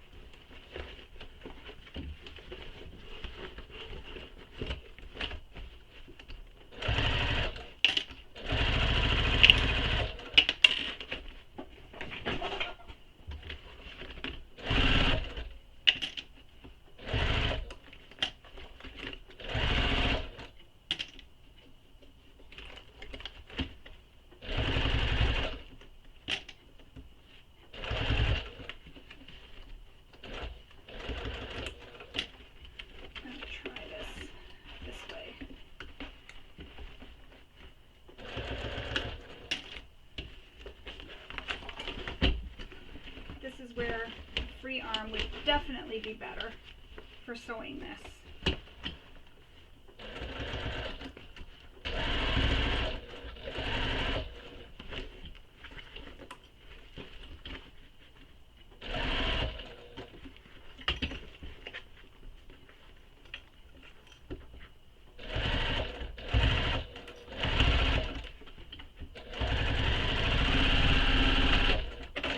I'm going to go back and sew that one side panel that I kind of went off on. It's a little bit hard for me because I use Decoville Heavy in my main panel, so I really got to squish.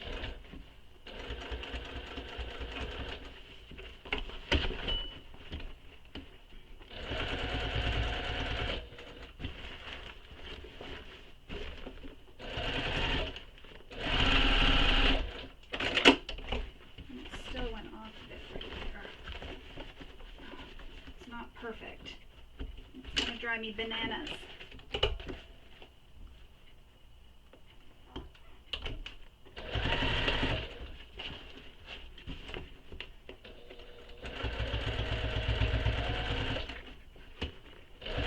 we go. Finished. The inside doesn't look as pretty, but that's okay. And I'm going to sew this side. Just need to get this squished down.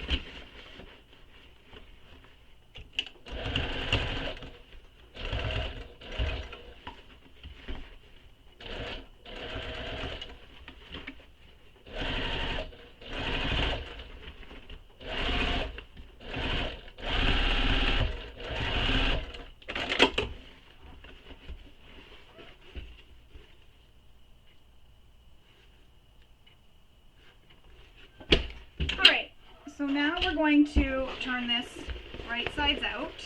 So literally all you're doing is just lifting the lining up over the bag.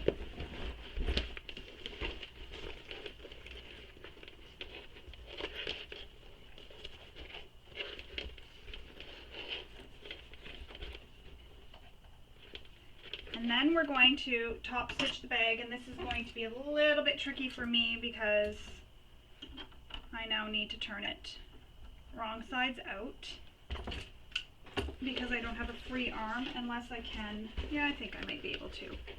So I'm going to go press my bag from the wrong side so that I don't hit my vinyl, and give this a really good press on this side so that it's all pressed down and into the bag. So I'm going to go do that, and I'll come back and we will continue on with making our bag. Alright, so I pressed the top, but I've realized that I'm not going to be able to top stitch this because I don't have a free arm on my machine. So that means I need to turn my bag so that the lining side is out. So that's what I did, and it was a little bit tricky because I did use Decavol Heavy, which makes it a little bit difficult to turn, but I got it done. So now I'm going to top stitch my entire bag all the way around.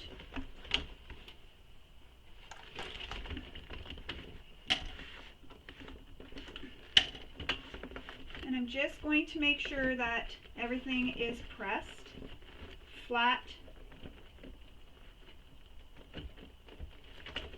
Nothing is going to be in my way as I'm stitching. Zippers, handles, everything is out of the way.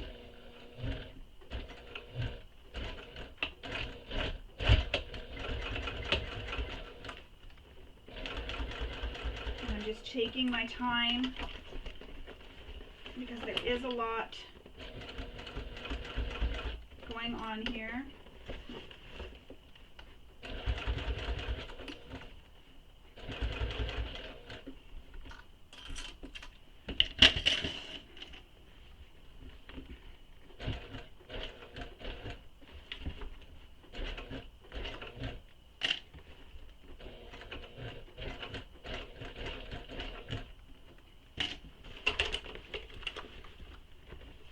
Trying to keep all the clips in place too.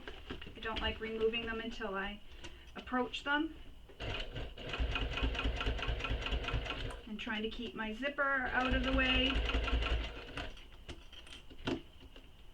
Now if you've put clips on and they've left little teeth marks, I'll give you a little trick when we're done top stitching for how to remove those teeth marks.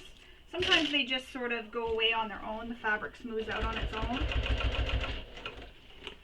So where the zippers are, I just want to make sure that the zipper tapes stay up out of the way. I don't want to sew over them.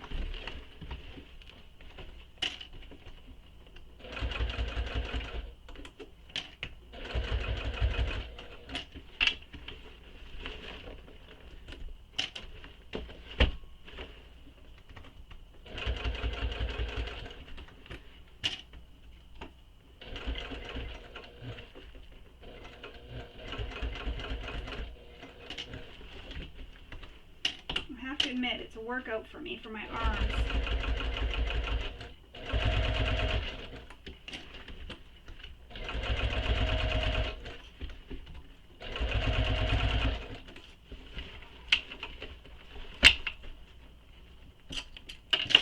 I'm coming back to where I started, so I'm going to back stitch again.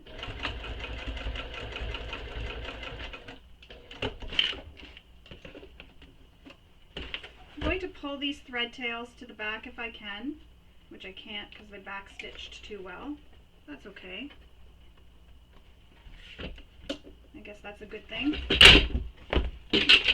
So say you have teeth marks that are left on your vinyl. What you'll do is you'll take your iron, heat up a spot on your ironing board, and then just put this down. And I just go like this to heat up the spot and rub the teeth marks out. Mine don't have any teeth marks. The teeth marks didn't stay. So that's good. Now we're going to turn my bag back right sides out. And it's a little bit difficult because it is Decavol Heavy. Now is when I regret using it.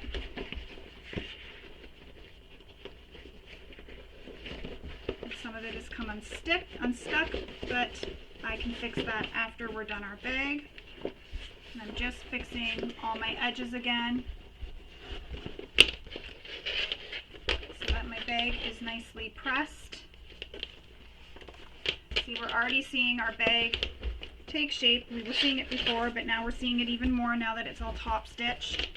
Now we need to close up that opening in the lining. So that's what that zipper pocket is for. So grab your lining and pull it through the zipper pocket. And the zipper pocket isn't very big, but you can make it work. So line up the edges. We're really almost done this part. Once we get this sewn and boxed, we're done. we just have to make a little butterfly, which I chose not to do because I don't have any chain hardware for it. I may pause the video and see if I can find some and then cut one out quickly and show you.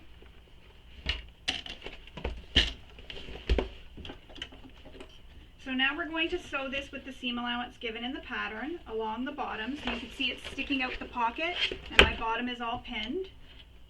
Return your stitch length back to your stitch length you used for sewing.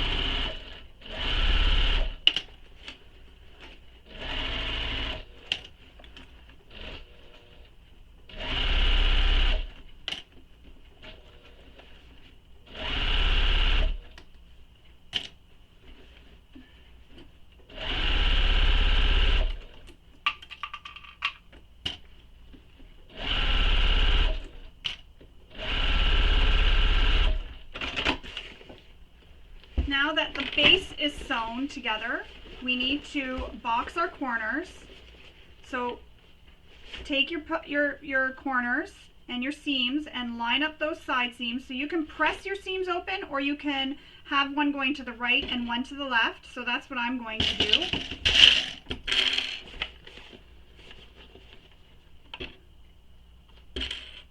Clip them across. So again, open up, and it's hard because it's in the bag, but open up the seam, have one seam going to the left and one seam to the right, clip it in place, line up that side seam though with the bottom seam, make sure everything's all lined up. Then we're going to sew across that boxed corner with the seam allowance given in the pattern.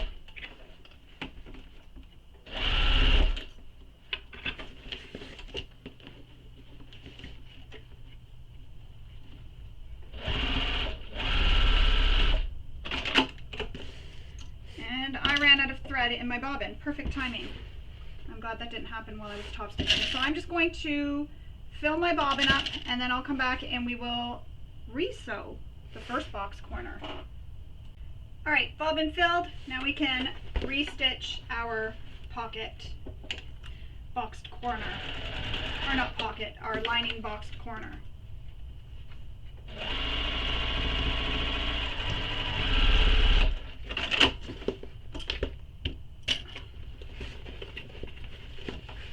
Really pull it out of the pocket there to get it.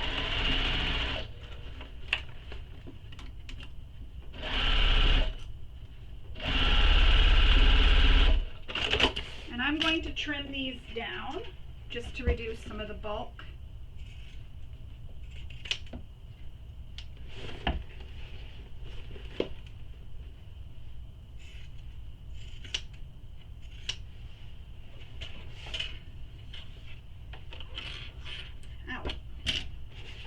Push that back down into the pocket, flatten it out. So that's how it's looking inside.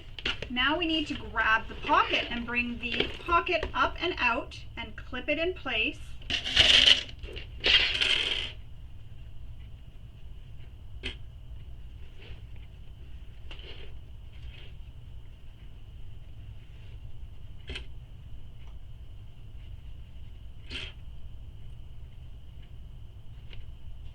Lots of threads. So I'm just clipping my pocket in place, clipping it together. You can even use some double-sided tape if you want here. Now sew the bottom of your pocket closed with the seam allowance given in the pattern.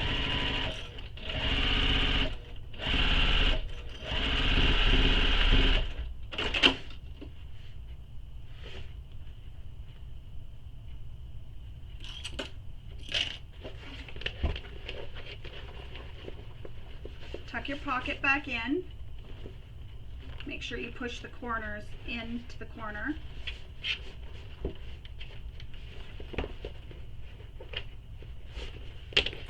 And what I like to do too, with just an extra step, is I like to take my lint brush after, or my lint roller, and I roll inside the bag just to make sure I get all the little pieces of threads or anything else that are inside there. Now we're going to add our zipper to the top.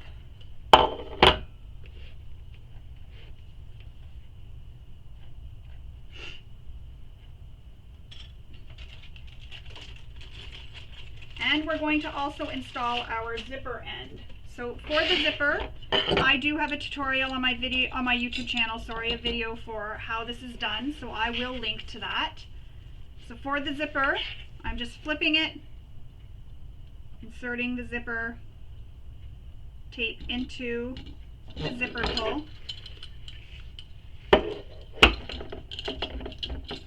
Star's stuck on the forks.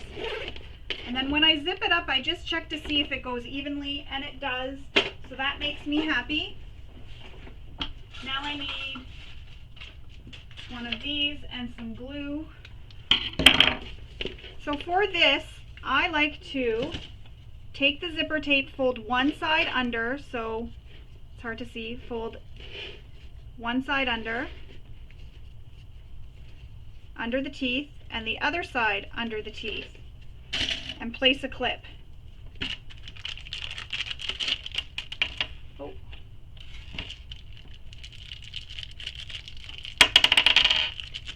Grab one of my zipper ends.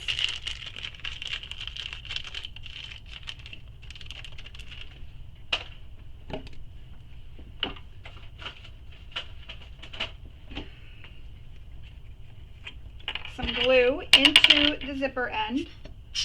The glue is just for extra security, just in case that screw accidentally falls out.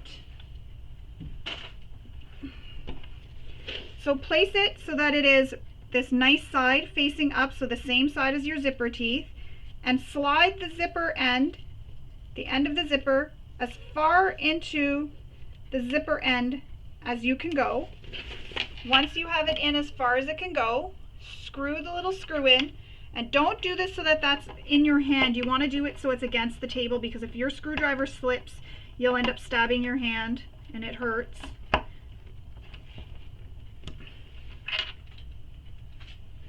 There it is, zipper end attached.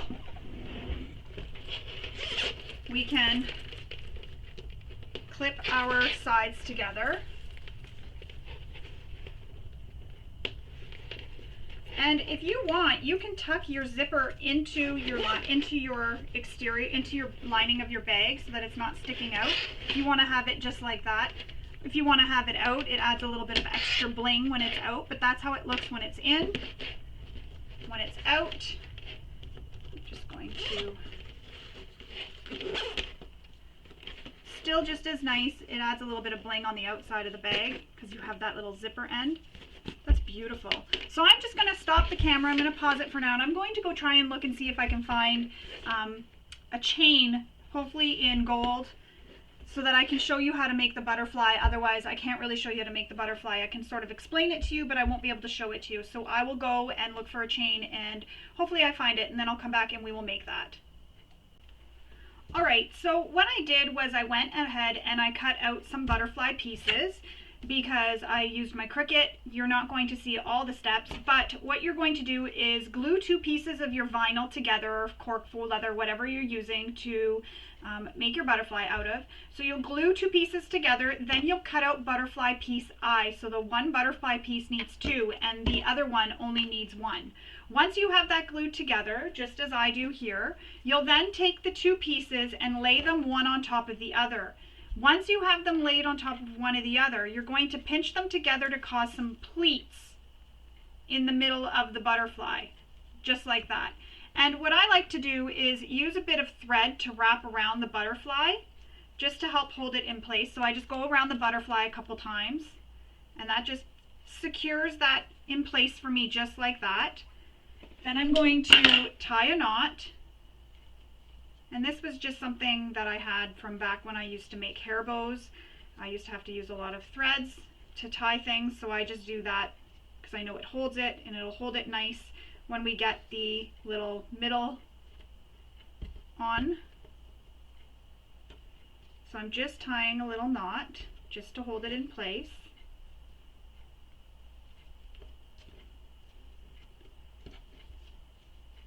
Now, I wasn't able to find a chain, unfortunately. I do have a chain, but it's kind of bigger and bulkier and it doesn't look as nice, so I don't want to use that. So I'm going to use a ribbon instead. Just, you know, because I still want to show you how to make the butterfly, but I'm just improvising with what I have. So now that you have your butterfly all squished, it's really pretty, you're going to lay the binder on. So I'm just going to put a dab of glue here in the center on the butterfly. Lay the binder on in the center. And then I'm going to place my ribbon centered. And I'm going to add a bit of glue. There's going to be quite a bit of glue here to glue it on. And then I'm going to have the binder go over top of the ribbon. So making sure the ribbon stays on the top.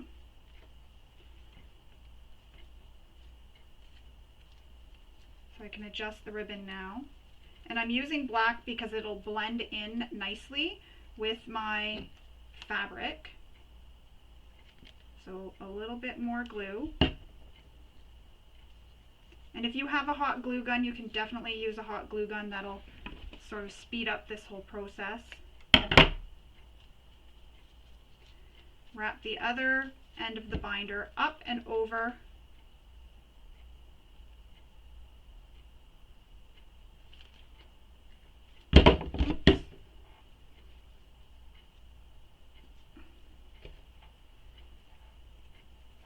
I feel like when I was in kindergarten and I'd get glue all stuck to me.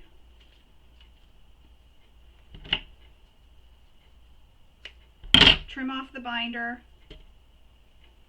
and then we're going to just leave this dry for a moment. So I'm going to leave this dry and then we'll come back and I'll show you how to finish your butterfly. So I'm going to let this dry, and again I'll come back and show you how to finish your butterfly. I may end up switching over to hot glue so that I can glue it and it'll really hold. Okay, so now our butterfly is dry. I'm going to attach it to this side because I have my little handmade label on that side. So I'm going to attach it to this side of my bag, and I'm just going to knot my ribbon. It may not dangle as low as it does when you use a chain because I didn't cut this quite long enough, but that's okay.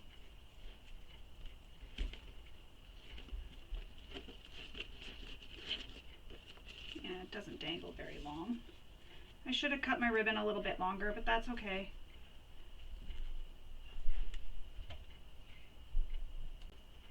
So I'm just going to tighten this a little bit more.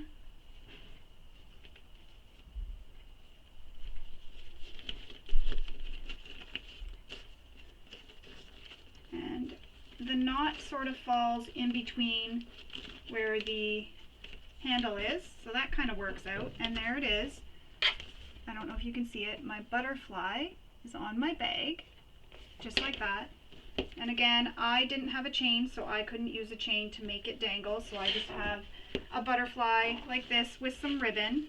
So that's how that's attached. So that's an option. If you don't have any chain, you can go ahead and use some ribbon to attach your butterfly. So that's how it looks. You'll also want to make sure you use some seam sealant on the ends of your ribbon so it doesn't fray if you did use a ribbon. So there is our Becky bag, all complete. It's ready to take it out and show it off to the world. But before you do, don't forget to take some photos and post them on social media, and also use the hashtags given in the pattern so that we can easily find all your beautiful Becky bags that you've made. I hope you enjoyed sewing along with me and maybe picked up a few tips and tricks along the way. Thank you for sewing with me. Hope you all have a wonderful day. Bye.